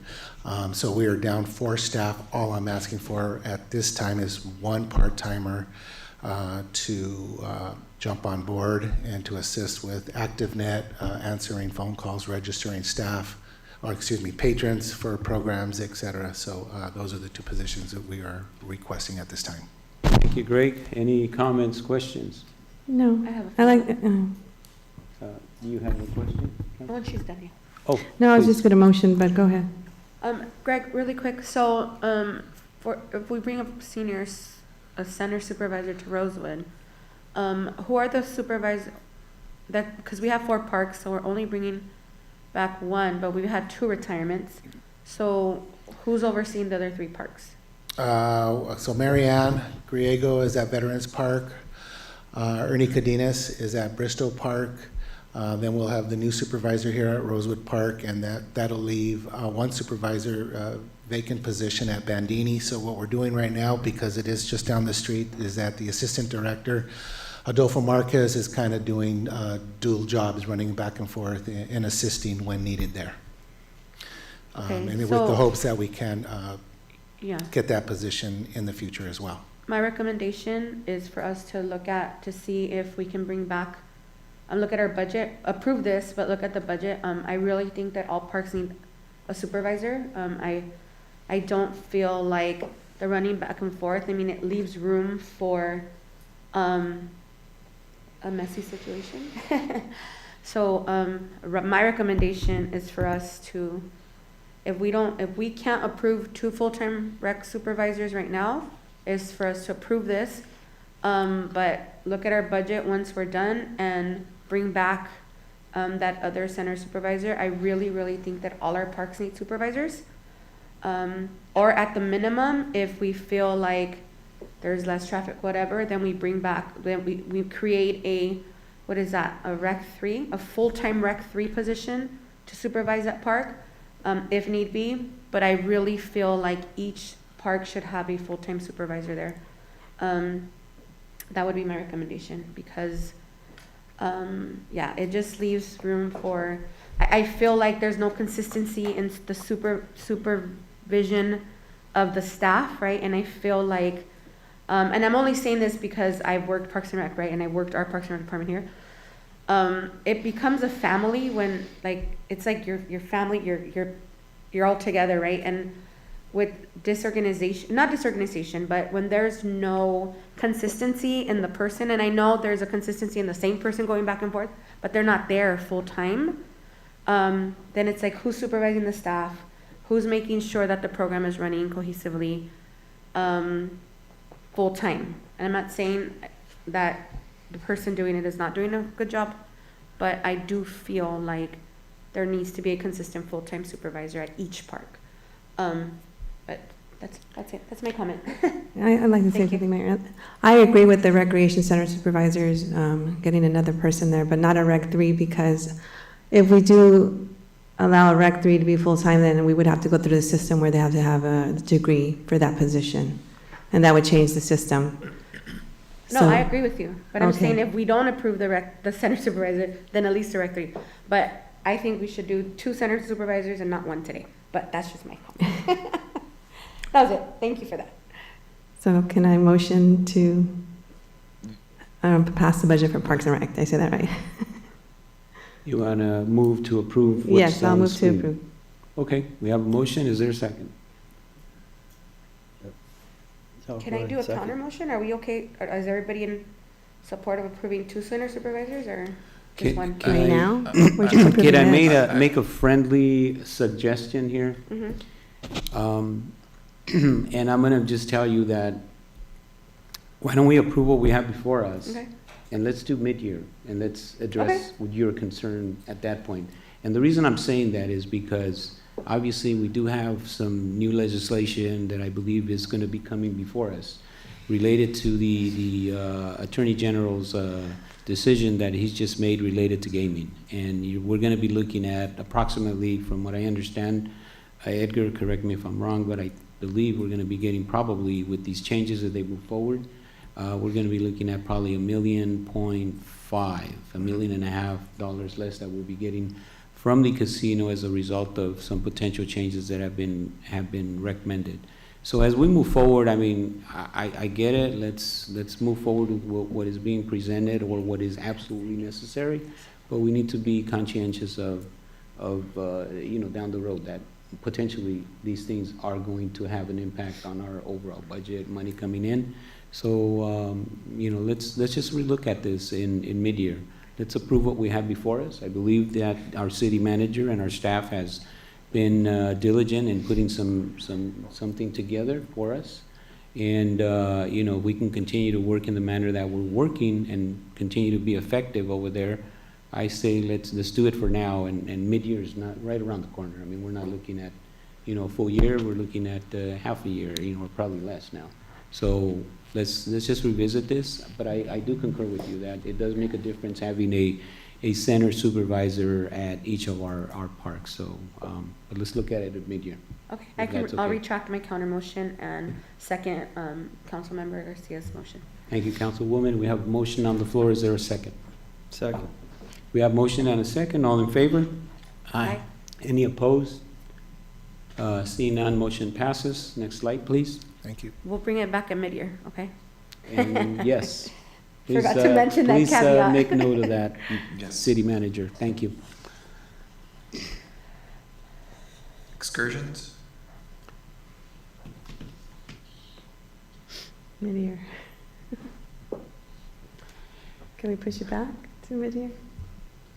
These items, okay, is there any other comments? Do you want to move forward? Do you want to pass any particular items here, or do we want to push this off for mid-year? My perspective is this. I think we had talked about LAFC night, for example, and I think by the time we went over the mid-year, it was too late. So I think that's one consideration. The other consideration is these aren't salaries, right? This is kind of like a yearly A one-time. kind of fee, right? So just some perspective, I think the mayor made some great comments as it relates to long-term sustainability and making sure that we're being fiscally responsible. But to me, this is budget dust. I think when we get into salaries and positions and pensions, that's where we run into, hey, this is where we really have to be thoughtful and diligent. But and not to say that we're not being thoughtful and diligent, but excursions are something that we used to do, right? That went away during the pandemic. I don't think even this is proposing it at the level that we used to do it at, right? And I think adding another sports night would be good for the community. Thank you for your comments on that, and you're absolutely right. It's a one-time cost. We're not talking about reoccurring costs.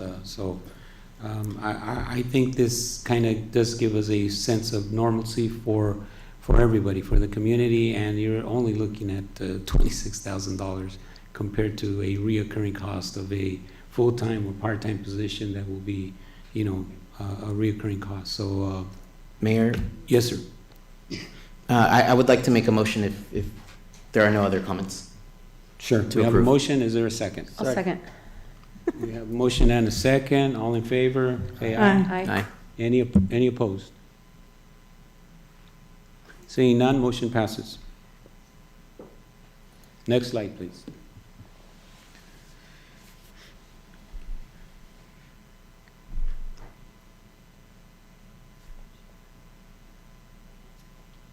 Is there any comments on this slide?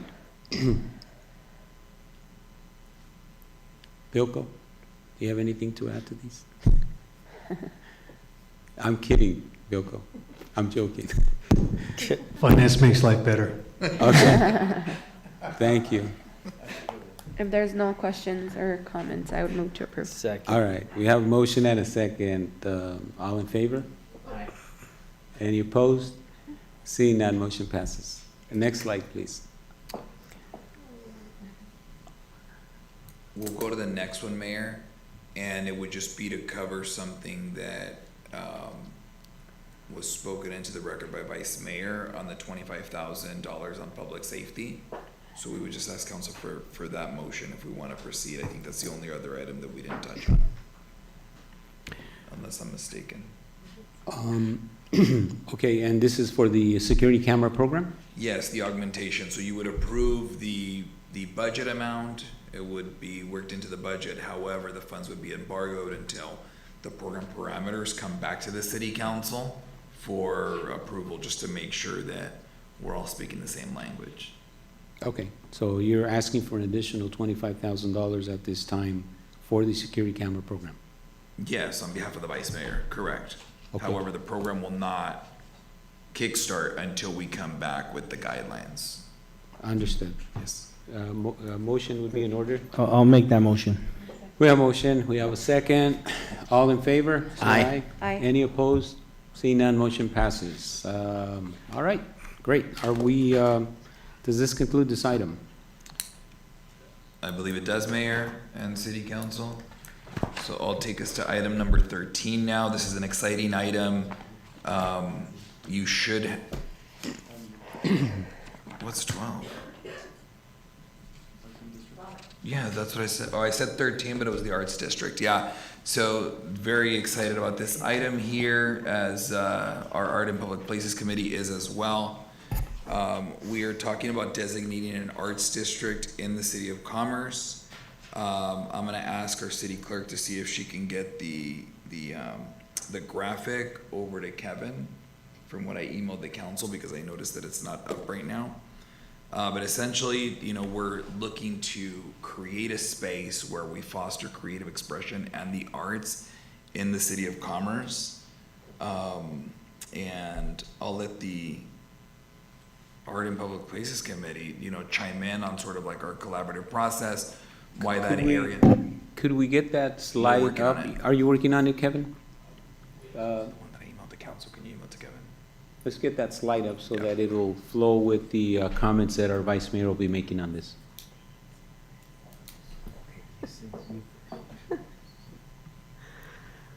I think you're right.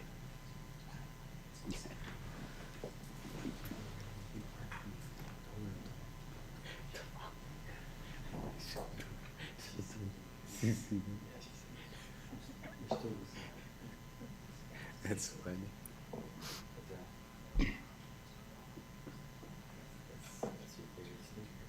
Dude, I'm telling you, I hadn't tasted that. At least you said that's a good bite.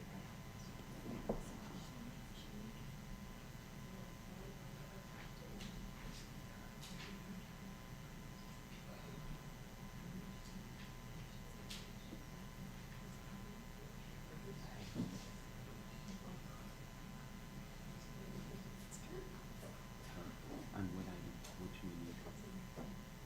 Yeah, basically you will on the small. And then she can, based on the contract.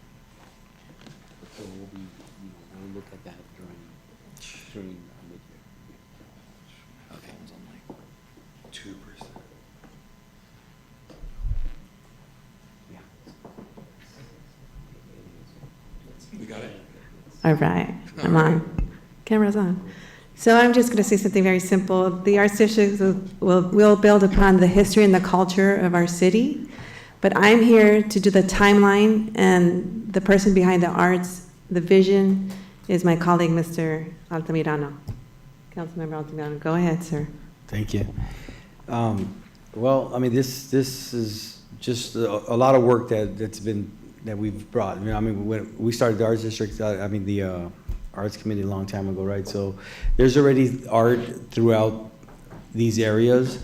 However, what Mireya, our Councilwoman Garcia, and I discussed during some of the meetings with our city manager was to kind of duplicate what's going on in Florida, in Miami. They have an Arts District walk.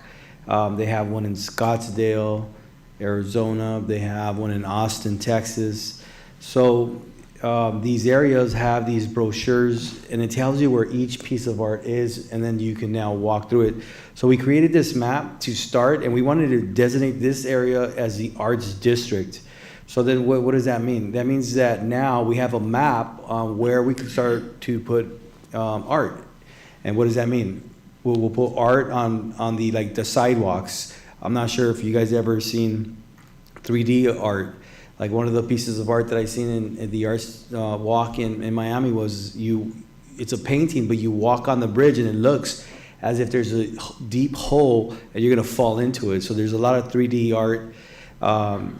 We were thinking of putting stuff on the sidewalks, and then we can approach business owners that are willing to put stuff on their wall that is either 3D or something that tells the history of Commerce, because another thing that we spoke about was that the history of City of Commerce it's lost. I mean, there's a lot of stuff that I've been finding out about City of Commerce, and I'll ask residents, and the majority just don't know. However, there's a small amount of residents that do know, and they can tell me a story, of what has been like what took place. Like the Sheila Apartments, I didn't know that there was military barracks at one time. Like Sleepy Lagoon, I think I've shared that with you guys. It happened here in City of Commerce, but it's what sparked the Pachucos when they were fighting with the military. There's just so much that's taking place here in City of Commerce that I don't want it to be lost. So we really want to tell the story of Commerce with art, not only history, but we do just want beautiful art throughout the area. We want people to visit City of Commerce, the Commerce Casino or the DoubleTree, or just anyone, our neighboring cities that can say, hey, listen, there's an art walk, an arts district, there's an arts walk in City of Commerce, and they can actually walk down Washington Boulevard, Atlantic, Eastern, Telegraph, Harbor, Gilson, Commerce Way. And I really think that this is just an awesome idea. And I was talking to one of the brothers of Sergio Tacos, and he was telling me some history about Sergio Tacos that I didn't know. He was telling me that they're in partnership with King Taco, and they've been in partnership with King Taco from the beginning. They still make tortillas together. They taste the same. They came in City of Commerce in 1978. So I think that businesses like that, we should really take a look at that, and then we put some sort of star in front of their building, maybe on the sidewalk, where it's a historical building. It was here, and then it has that QR code where you could take pictures, and then it tells you the history of whatever that family wants to share about Sergio Tacos. And there's many buildings like that throughout City of Commerce that we can do things like that. So this is just an idea for us to get started. I mean, I'm excited about this. I think that this is one of the first dominoes that's going to drop that can potentially continue to change commerce for the great. So I think I've shared it. Am I missing it? No, it's beautiful. And calling out artists in the City of Commerce, I know we have a few. So reach out to both Councilmember Altamirano and myself if you have any ideas for us. Come visit us and we can sit down and talk. Thank you both for your comments, your presentation. I think you're absolutely correct, and I want to commend you, Vice Mayor Altamirano. You're really out there in terms of your thinking and looking at, I see you going to different places and bringing back a lot of ideas, different ways of thinking, and I know you had initially introduced the Arts in Public Places Ordinance, which I think it's great, it's a good idea. And that was part of the beginning of some of this, but you, in essence, moved forward and said, hey, let's create a arts district, and went through and, you guys met and talked, and both of you have come up with something that I think is viable, and I think it would really be, I think it would be of value to many of us now and in the future. So thank you both for the time that you have put into this. Yeah, so he has the vision and I have the timeline, right? That's right. Thank you. Yeah. Well, thank you both. I think you did a great job, and I guess at this time it'll be up to us to determine whether we want to move forward with the recommendation that's before us, and that would be the Art in Public Places Committee, comprised of Vice Mayor Ivan Altamirano and Councilwoman Mireya Garcia. Recommend that the City Council consider designating an arts district in the City of Commerce. We have motion. Is there a second? So moved, sorry. Pardon me? No, I said so moved. Okay, we have a motion. Is there a second? I'll second that. Everybody, can we get a vote on this? Everybody in favor? Say aye. Aye. Anybody opposed? Seeing none, motion passes. Thank you.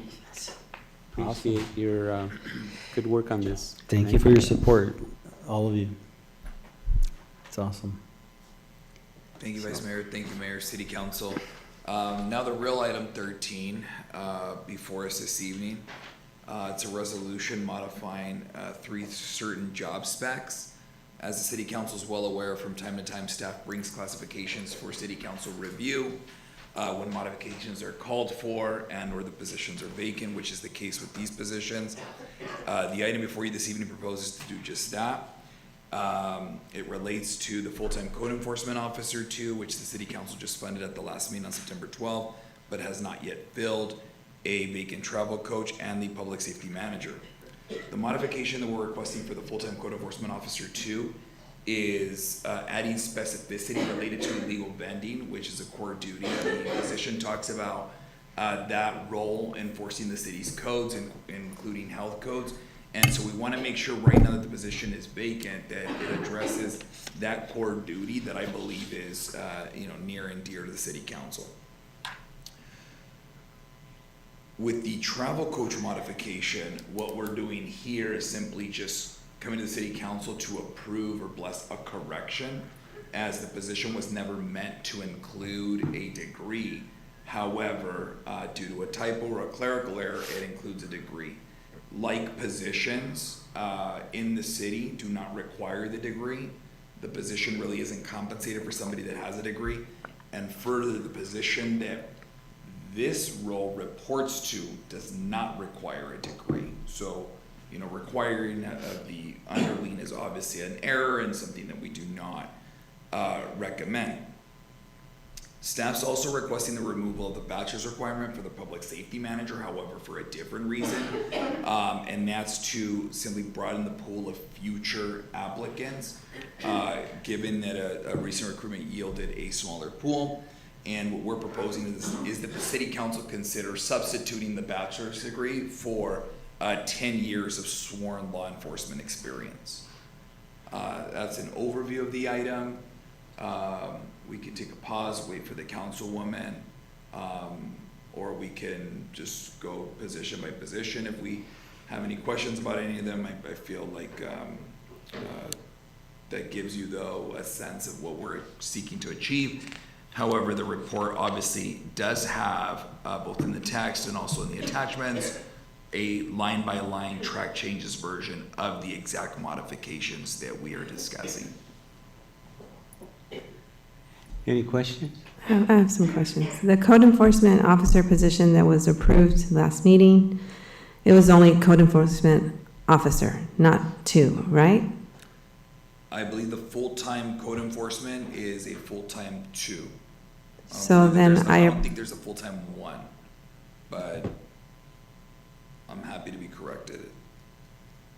And the amount that we saw was for a full-time code enforcement officer 2. 2, but that wasn't on the agenda. It was only a code enforcement officer. That was my error then. So now you're saying it's a 2? Yes. Well, what you're saying and what she's asking, we need to clarify. So what's on the agenda, whatever we approved is what we approved. So did we approve 2, or did we approve just a code enforcement officer position? Ella, is there a full-time code enforcement officer 1? There is, and I'm checking to see what was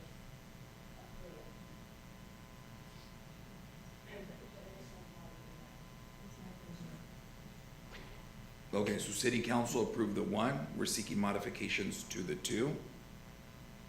Didn't have 1 or 2, just said code enforcement officer. Yeah. So that means it's a 1? No, it was meant to be a 2, but so I'm taking the position that we have the dollars to cover the 2 in what City Council approved, and I'm also requesting the 2, and I'm requesting the modifications to the 2 position to delineate right now while it is vacant that it will address, whoever takes this role may be called to address illegal vending matters. So the one doesn't go out there to search illegal vending matters now. That's what we're adding, right? Right. We So could then also why don't- modify we could also modify the one in the future, but right now, I'm seeking to modify the one that we seek to recruit. Okay. Okay. Can I continue? Yes, Okay. please. Now, for the travel coach, that position is hired only solely for the travel coach, and that's it. Right? You want a travel coach classification, proposed change to travel coach. All you're asking for is a high school diploma. That's what this is for, to change the specs? We're recommending that we align the specs with like positions. It wasn't meant to have a bachelor's. Oh, so we're taking that out. Okay. It was an error, but I want to make sure that everybody's clear so that like when the position flies or it's filled, it's like, hey, like, this person doesn't have a bachelor's, or why is the bachelor's, that's not meant to be, right? Similar positions of that status and like at that step don't require the bachelor's, and the position that this travel coach would report to doesn't require the bachelor's, so it doesn't make sense to request it of this role. It was just clerical, but we want to state that in this forum so that it's transparent and everybody's aware of what took place and what we're seeking to correct. Okay. And so for the public safety manager, I don't see that some of the specs here that the code enforcement's under them, that they oversee the code enforcement officer. Can that be added? Because they are a manager, so they should be overseeing code enforcement.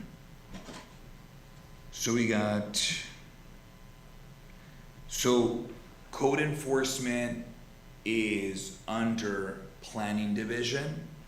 If the city council wishes to realign, the discussion could be had here or separately, but we currently have code enforcement under the planning division.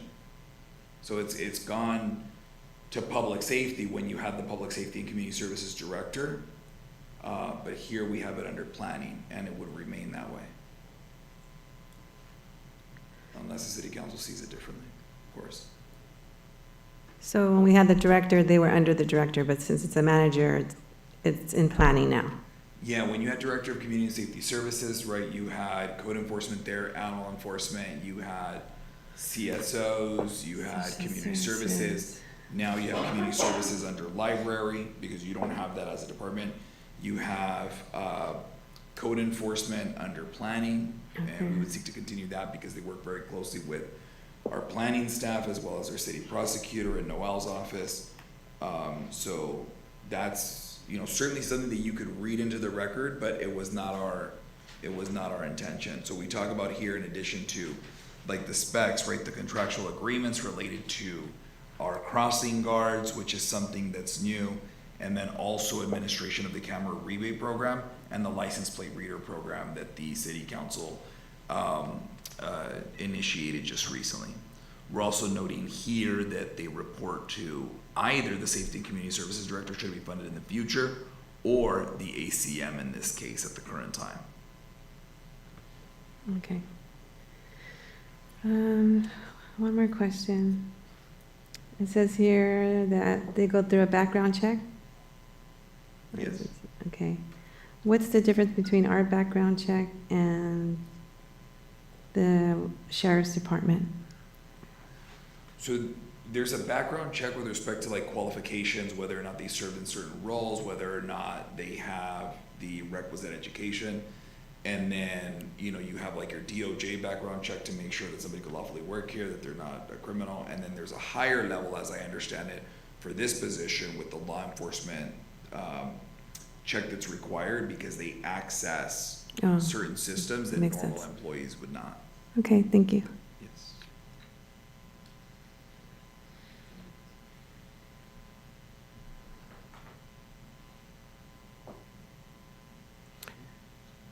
Any additional comments, questions? Councilmember Rebollo? My question is geared more towards the minimum qualifications, the educational standards. I see that now adding in lieu of a degree, 10 years of experience.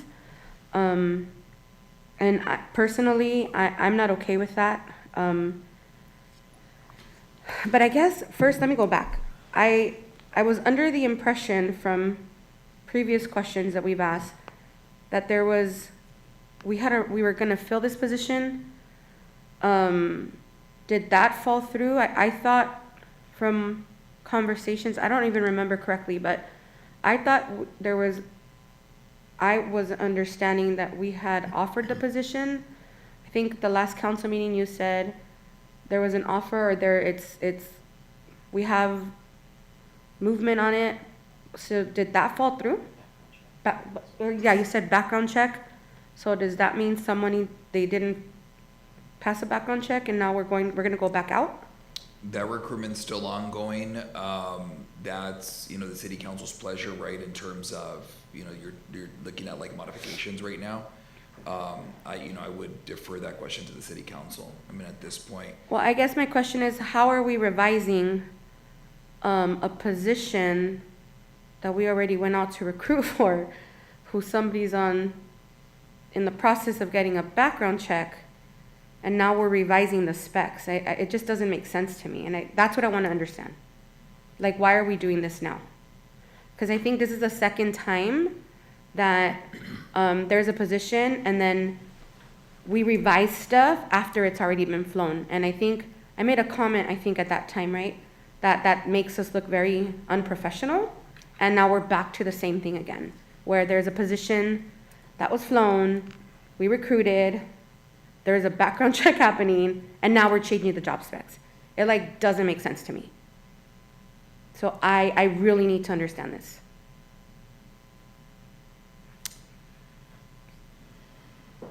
I can appreciate that, Councilwoman. I think, we wouldn't be precluded from pursuing the existing recruitment if you made these modifications this evening. We necessarily would not be precluded. However, just the window, the timing, sometimes it doesn't align, but we do try to change these specs when the positions are unfilled. And right now, all of these positions are currently unfilled. But you're correct, the timing certainly could have been better with respect to that position in particular. Well, I think any managerial position should require a degree. I don't think that we should do the or in lieu of. Now, yeah, I'm honestly, I'm still trying to understand how this even happened. If, again, right, this makes us look super unprofessional. I don't know, those are just my comments. I disagree. I disagree with, in lieu of those, there's positions where I can understand if we don't want to require a degree, but I think we were very specific, Mr. City Manager, when we went out for the public safety manager. I think we were very specific and we talked about the educational standards, and to go back on that decision, it's not okay. It doesn't sit well with me. I'm still trying to understand why you did it. I'm still trying to understand your reasoning behind it, and I don't understand it. So for me, at least that position, I disagree with the education and experience part of it. I understand why it's not on the travel coach. As you mentioned, it was a misprint or something, but I understand how that aligns with other positions that wouldn't require the degree, right? But this is a public safety manager, and we've already talked about how important public safety is to each and every one of us. And now we're saying that the person that is going to oversee the people in charge of public safety of our community doesn't have to require a degree when we originally said that it did. Just doesn't sit well with me. And I know you explained your reasoning, but I just don't agree with it. I respectfully disagree with your reasoning. But that's all I have to say. Thank you. Is there any additional comments or questions on the item? Yeah, I'd like to follow up on what Councilwoman Rebollo said. So help me understand one more time. I'm sorry, Mr. City Manager. We were in the process of, someone's in the process right now right? Correct. So why are we here with this? Can you explain that again, please? So in the event that, okay, in staff's view, these are modifications that are worthy of city council consideration, right? If the city council approves these modifications, nothing precludes us from moving forward with the existing recruitment. So the reason why it's here before us this evening is to, again, highlight some of the adjustments that have taken place, something that we should have done earlier. And, you know, also maybe to get the city council's take, right, on whether or not the sworn law enforcement background is something that is equal to a bachelor's degree in council's view for this specific role. But, you know, I do acknowledge it's definitely not the best timing, especially with, you know, with the recruitment ongoing. However, things got a little backlogged for us, you know, due to some network issues and other factors. So for that, my apologies. If the city council wishes to consider this still or defer it, I completely respect the city council's, you know, views here. I don't know what else to say. It's definitely you know, definitely could have had more attentiveness on my part specifically. Any other questions on any of the other items? If you like, we can take some of these items individually on this page here. So let's talk about the, let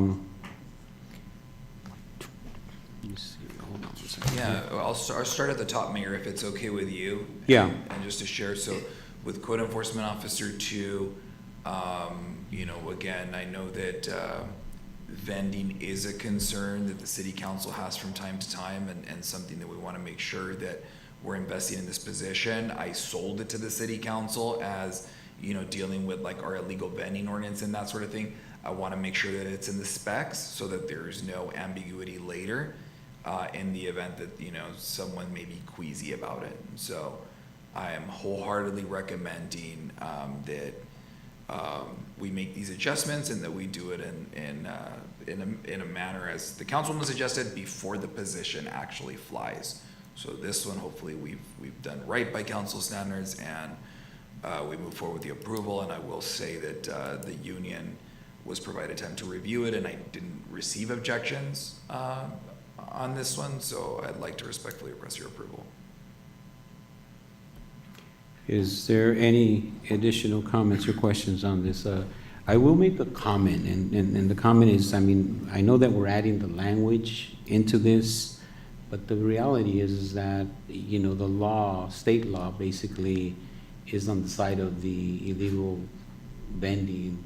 I believe we recently passed an ordinance which now prohibits some of the major thoroughfares on Washington, Atlantic, Eastern, I believe Slauson, and some other major streets here where they can't set up there due to public safety. That really is the only thing that I think we can basically, you know, move them, have them move, or cite them.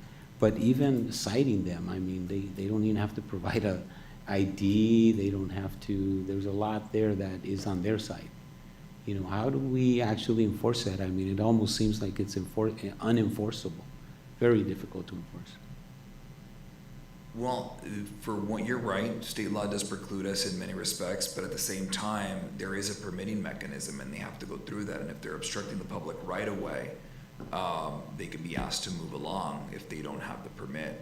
If they're on private property, and again, they don't have a license to vend there, that's, you know, a code enforcement issue, and we would ask them to deal with it. We've had both of these issues from time to time, as the city council is well aware. And I'm not promising that this is like the antidote that's going to get rid of it, but, you know, at the same time, it gives us, you know, it gives us a tool. And it's a cat and mouse game, and like we need a good cat that knows how to hunt. Okay, I mean, I'm in agreement. We should include it if we don't have it now, and it's, you view it as a potential problem. so that whoever does, come into this position, so that they would be able to, make sure that they address it. But at the same time, I think we need to be careful in how you move forward with that.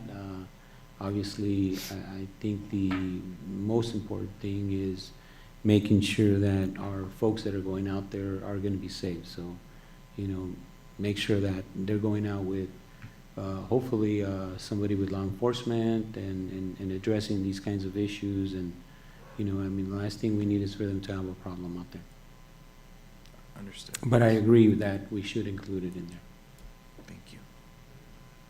So if there's no additional comments on that, can we entertain a motion to approve this particular item? If there's no additional comments or questions? For the code enforcement officer? Code enforcement I'll move on it. officer too. We have a motion, is there a second? One second. We have a motion and a second. Everybody, can everybody please respond with aye on this item? Aye. Aye. Anybody opposed? Seeing none, okay, motion passes on this. So let's move on to the second item, which would be the travel coach. Yeah, and again, Mayor and Council, travel coach, clerical error, we just want to highlight that it was an error and correct it and do it in this forum so that there's no, suspicions about why it disappeared and that sort of thing. And, there is an impact, right? I mean, you have like a degree stipend, for example, for anybody that has a degree over what's required. And so, we don't want somebody to be precluded from getting that, let's say, if they do have it. Or to provide an unnecessary barrier to get a good pool of applicants. So Okay. would recommend this. Any questions on this item? I'll just follow up, and this is just a quick question, I believe. So based on this clerical error, how many travel coaches do we have? I think there's 0 right now. 0? So I think you funded 1. Or there's 0. Greg, do we have any in this specific, Oh, in this new position, you mean? for this travel coach? I don't think we do, right? Do we have any, I guess, coaches. see, the question I want to ask is, you've indicated this is an error, that this was put in there in error. So do we have any coaches, travel coaches now that in essence have met the requirements for this position based on how it was typed with the error? We actually have a few coaches that do have degrees. Okay, so, Yeah. but they met the requirements, right? Yep, So, that is correct. In other words, based on the qualifications here, they met the requirements. So now we're removing it and as a clerical error. That It is was correct. never there. Yeah, come on in, because this is the new travel coach specs, and so I'm not sure if anybody's been, Hi, good evening. There was a reclassification of rec leaders to the travel coach, so it wasn't an open recruitment. So we can't state, so it was just essentially the essential job duties were meant to be reclassified to travel coach without the degree. That wasn't the intent to have the degree there. So even though we do have applicants that, or employees, should I say, that were reclassified to have this additional time card, it wasn't based on them having the degree or not. It was just based solely on their travel coach duties. Now, in the future, if we were to open the position, as city manager suggested, it would be just the high school diploma, and if they happen to have the degree, then they could apply for the education incentive bonus. So in other words, we don't have any new travel coaches that applied for the position because we haven't opened it technically. And All right, this thank po- you. May I say something? The position, is it a rec leader pay? No, the travel coach has its own pay schedule. It's a little bit higher than the rec leader position. Below the rec 3? The senior rec leader? Yes. Actually, I would have to get back to you. I think it's either higher or a little bit lower, but it's entirely different job classification. Yeah, so I'm trying to figure out where they fit in. I believe it's definitely higher than the rec leader because that's the additional time card so that they could do solely just a travel coach position. And then the senior rec leader would be, I think, if I remember correctly, it's higher than the Okay. travel coach. Okay, Yeah. thank you. Okay, thank you for answering that question and clarifying that. So is there any additional comments? If not, a motion would be in order on this item.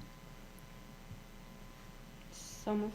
We have a motion Second. and a second. All in favor? Aye. Any opposed? Seeing none, motion passes. And now we're down to the last item here, and that would be the public safety manager. What would you like to do on this item? Is there a motion? So this is asking for someone to have experience, 10 years or a diploma?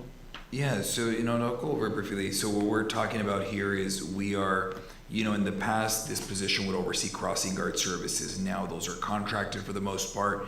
However, our CSAs are overseen by Parks and Rec, right? So we're making clear that it administers a contract. We're also specifying that they report to the ACM or the Safety and Community Services Director. And in this day and age, it would be the ACM. That's where they report, since there's no Safety and Community Services Director at this time. And then the last modification is providing for 10 years of sworn law enforcement to substitute for a bachelor's degree. Those are the three modifications that this item contemplates. And I think for some reason, we also had, I believe we had a license plate reader program too, but for some reason in this attachment, it's not in red, but it is covered within the report. Okay, so my interpretation, if you're asking me that you want a public safety manager that has a bachelor's degree and has 1 year experience as a sworn officer versus a person that has 10 years experience, I mean, what's the difference? I mean, There's a big difference. huh? There's a big difference because they're overseeing the entire city when, in the absence of the assistant city manager, as an assistant city manager when he's gone, right? Am I reading that right? Department of Operations, the absence of the assistant city manager. Is that correct? If you're not available, then this person would be in charge. Well, for public safety, in the public safety realm. Okay. Yeah, so all of these duties, right? So all of these duties would fall under the public safety manager, and then Vilco, and then myself. So they would not, I mean, it's not necessarily like the third position in line, I guess. It's just with respect to public safety and the responsibilities outlined here. But to address the vice mayor, no. Right now it requires a BA, 5-year supervisory experience, and it says prior law enforcement is desirable. What we're saying is you can substitute the BA for a decade of sworn law enforcement experience if the city council's in agreement. So we could potentially hire someone that doesn't have any experience communicating with our sheriffs, is what you're saying then? Because it's desirable if we... Well, not really, because you do have to have 5 years of public safety operations experience as a supervisor. So in that capacity, you would be interacting with the sheriff's department or a city PD. Mm-hmm. And the license plate reader, by the way, is on the second page. It is the third bullet. It's just not in red for whatever reason, but it is called out in the report. All right, is there a motion to move forward with this, or what would you like to do with this item, council? Would entertain a motion if you'd like to pass the item as presented, or, well, I would entertain a motion at this time. You would entertain? You're saying? Yeah, I would, we would, if we want to move forward, we would, then I need a motion to move forward. All right. It doesn't look like we have support, but I'll make a motion to just approve as it's here. I'll second that. Oh, hold on a second. Can I counter that? Yeah, you can make a substitute motion. I'm sorry, I don't mean no disrespect, but I believe that in this position, it's a necessity to have an education. For crying out loud, we have our parks coordinator that has a degree, but I feel that we should have this person with a degree and the experience. So I motion that we have the education. Can we do it that way? Yeah, so, because that's status quo. So your motion is though to not adjust the education, and not approve the other adjustments, or keep the other adjustments? Keep the original with the bachelor's degree. Keep the bachelor's degree, but are you okay with adding assistant city manager, the license plate reader, and the crossing guard contract to reflect the current operations? Or you just don't want to do no changes? So then you move to deny the Add everything and keep the bachelor's degree. understood. That's the substitute motion. Just All for right. clarification, your substitute motion is to keep the bachelor's degree as the minimum qualification, but go ahead and add the license plate reader, the crossing guard supervision, and the ability to obtain security clearance as required by the LA County Sheriff's Department, correct? Yes. Okay, I'll second that. So as I understand it, it's you're motioning to approve the modifications to the responsibilities or example of duties. However, no Not the changes to the minimum minimum qualifications. qualifications at Correct. this time. That's the easiest way to. Correct. Okay, I'll and second we have that. a motion and a second, and before we go to a vote, I believe we have a comment from Councilmember Linus. I do. Thank you, Mayor. Just based on the motion that we have on the floor right now, how does this change the current recruitment for the public safety manager? As Councilwoman Rebollo said, we have someone who was going through the background check per the meeting we previously had. So how does this motion change that? Only to the extent that, it wasn't already clear that this would be a part of the scope and that this would be what they would be signing on to. It doesn't change things. Is it fair to ask if the current, the applicant that's been identified and going through the process right now meets these requirements? Well, we're not changing the requirements, sir, so we're changing the duties. right? Got it, understood. And specifying them to what we would assign anyways. Luckily, we have like other duties as assigned there, right? Perform-related duties as assigned in the final bullet. We're just like delineating, right? Like this is what it is now, so that it's clear, before they sign their PAF or what have you, that they're officially a city employee. Okay, yeah, I just know that we've spent the past few months recruiting a public safety manager. We have a litany of public safety initiatives that we're waiting to move forward on, but I think we've been waiting for that move to happen. So I know when we all campaign and, talk to the community, public safety is top of mind, and I just don't want to move back to square one, right?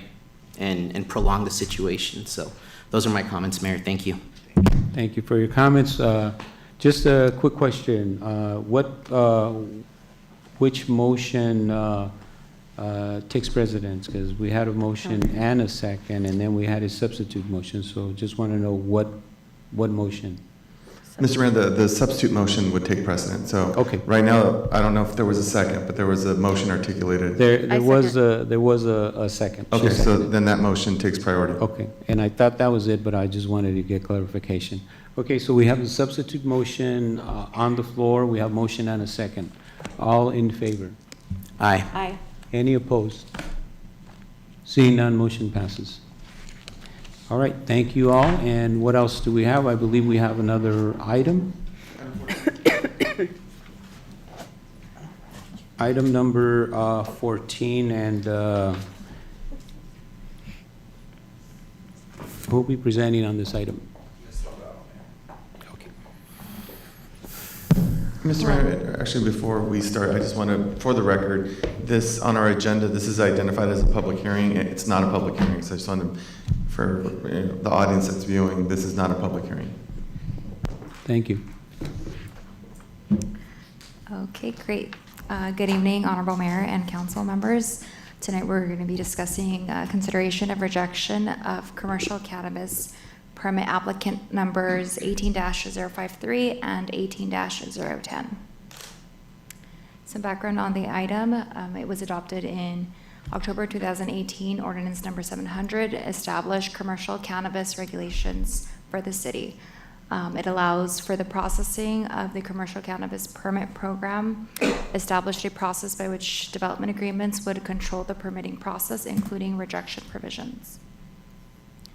Commerce Municipal Code, Section 15.61.290 C3 states that the city reserves the right to reject any or all applications at any time within or in between the 3 phases if it determines it would be in the best interest of the city. Applicant number 18-053, on January 7th, 2020, the City Council approved development agreement ordinance number 744 with a location on 4170 East Washington Boulevard, and with the owner Rana Singh Parishka to legally conduct commercial cannabis operations in the City of Commerce. At the time of approval, RS Innovations, also known as 18-053, held legal and equitable interest in real property. However, on July 7th, 2020, the City Council took action to repeal all 11 ordinances, including ordinance number 744, due to the qualified referendum petitions that were submitted against them. As a result, RS Innovations no longer had an active development agreement and must now be treated as applicants. CCP staff requested to resubmit a development agreement application in order to present it to the City Council for approval. In over 3 years, development application number 18-053 provided several proposed business locations that did not fit the eligibility requirements for commercial cannabis operations. During the time, CCP staff did not receive a complete development agreement application. CCP staff sent a notice to RS Innovations regarding their application, in which staff advised to provide a complete application and sufficient evidence of the legal right to occupy and use the proposed location to operate a commercial cannabis business to avoid rejection proceedings. After brief communications with the owner and their attorney, they requested an extension to obtain a viable property until September 9th, 2023, which was denied by CCP staff given the amount of extensions they have already previously received. CCP staff followed up with both the applicant and their attorney regarding their development agreement application. And in the last email that was sent, CCP staff received a notice from Rana Singh Parishka that the email was deleted without being read on August 6, 2023 at 3:45 p.m., which is included as part of the attachments tonight. The applicant failed to submit the development agreement application and secure a site for commercial cannabis operations far beyond the March 31st, 2023 deadline.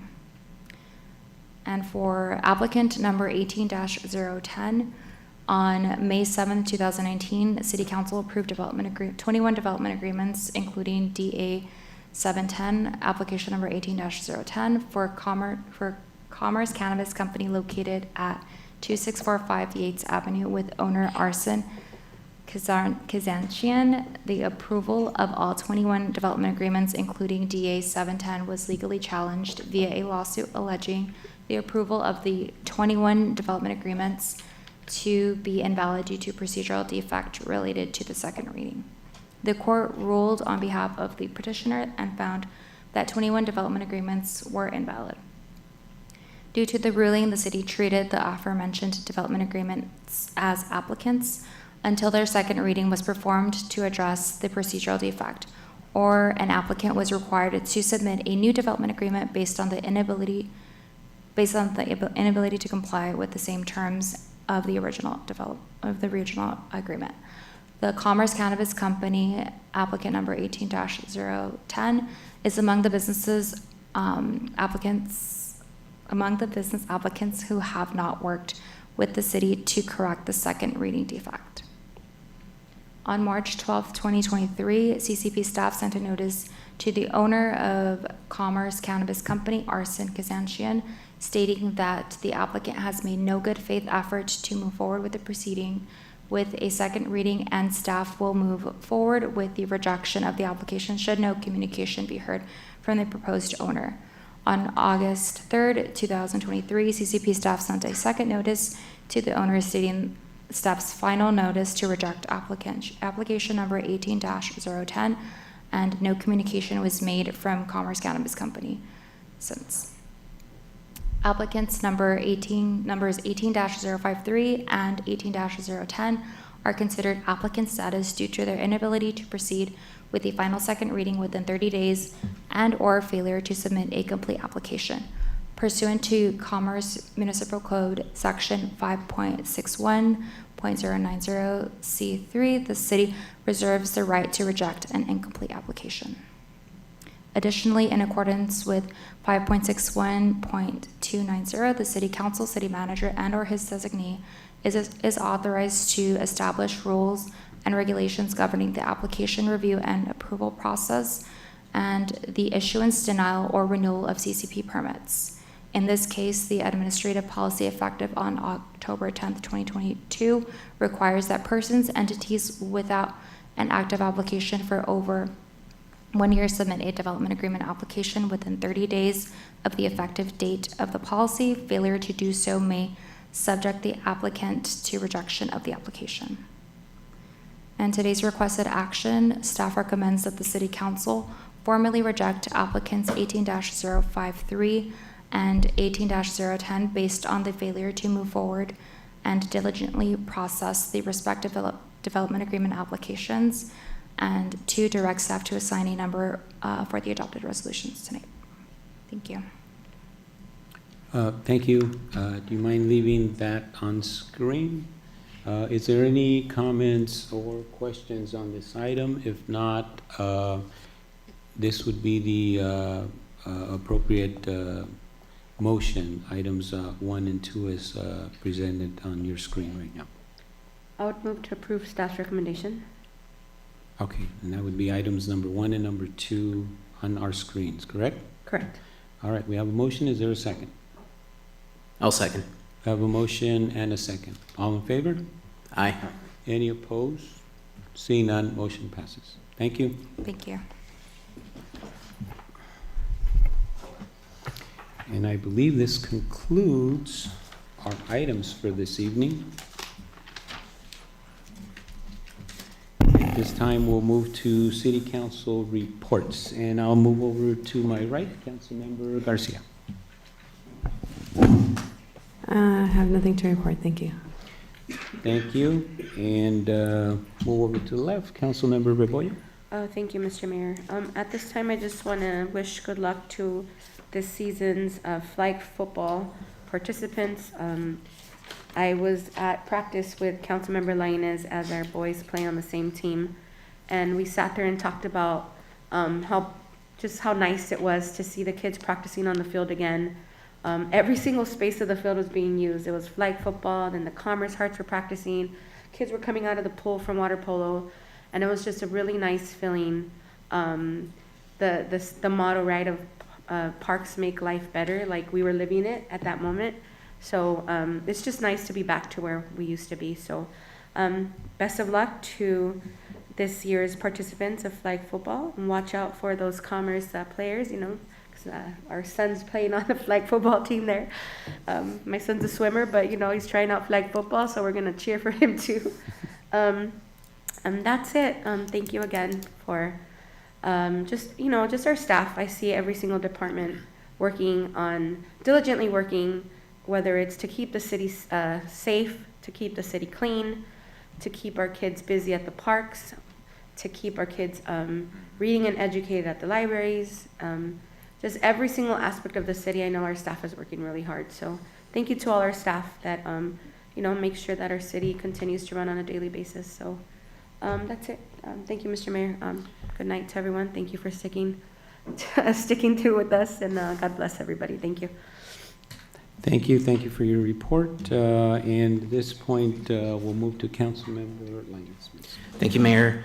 Just really briefly, I had the opportunity to visit Camp Commerce this past weekend as part of a family weekend, and if any of you haven't gone recently, I really recommend that you go on a family weekend through the lens of a resident, right? You know, just because it's just Marcus and his team are just doing a great job, just like all of the programs and the games and just the trips to the night hikes and the day hikes in the village. Just they're really running a tight ship, and Lourdes and her team kept me really well fed. So thank you to all for such a great job, and I really enjoyed my experience there. I have nothing else to report.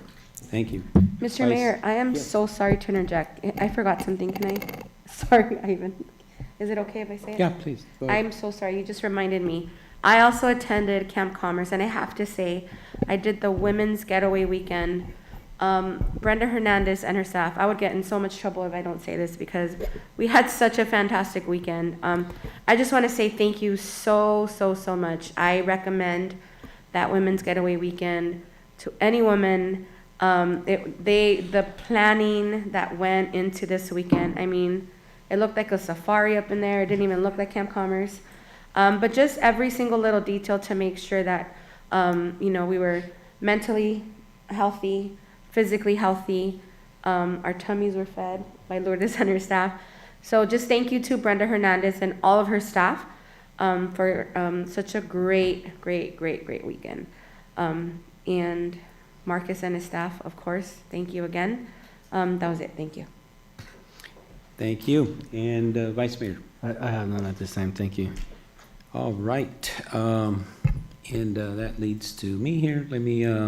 I just want to let you know that I attended September 15, of course, the big grand opening of CCM Market, long-awaited grand opening that I think was just fabulous. I mean, they did a 3-day grand opening, and I think we had a great turnout. A lot of folks, a lot of good feedback from the grand opening, and I think they're doing really well. I'd like to thank our Vice Mayor, who also has been busy over there, and some of the food that he prepared today was just fabulous. Thank you very much for some of the food you prepared for all of the city council. So we really appreciate your time and effort in preparing it, and the food was just unbelievable. It was delicious. And also September the 15th, I attended the Family Healthcare Center's gala benefit over at the Commerce Casino. Very well attended, awesome event, and I also want to recognize our Councilwoman Rebollo, who was recognized at the event.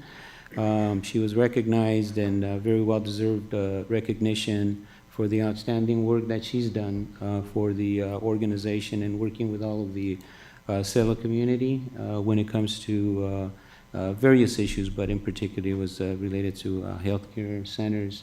And so big kudos. We enjoyed it. Me and my wife had the opportunity to be there, and we really enjoyed the event. They really went all out. I liked the setup, the different things that they had in terms of, I think, pictures. They had, let me see, what else? Well, just overall, I like the setup that they had over at the Commerce Casino, so that was great. And also, of course, I represented our city, the City of Commerce, at the California Cities for Self-Reliance JPA board meeting, which was held over in Cudahy. And that was, of course, attended by all of the members and our executive director, Juan Garza, who has made a previous presentation here before. It was just a good meeting, and he did fill us in on the changes that I talked to earlier related to some of the changes related to gaming, and hopefully we'll get a presentation in the future on the potential impacts and how that could affect all of the gaming cities. So that was that, and let me see, anything else? Probably leaving out some things. But on another note, I just want to wish our son, Joshua, a happy birthday. His birthday will be on October the 1st of 23. He'll be big 5 years old, so want to wish him a happy birthday. I believe they were trying to keep him up to watch this meeting, so I'm hoping that he's already asleep by the time I get home. But anyways, just want to wish him a happy birthday. And let's see, I believe that's it. So again, thank you all for bearing with us. I know it was a very long meeting. Usually we're running our meetings a little bit shorter, and we're out of here by 8:30 to 9, latest 9. But we appreciate your patience, and this concludes our meeting. Thank you very much. Our meeting is now adjourned. Thank you. Sarge.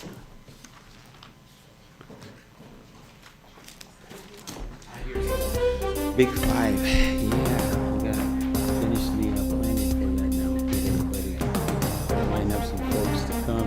do some entertainment for the kids and stuff. So, yeah, should be.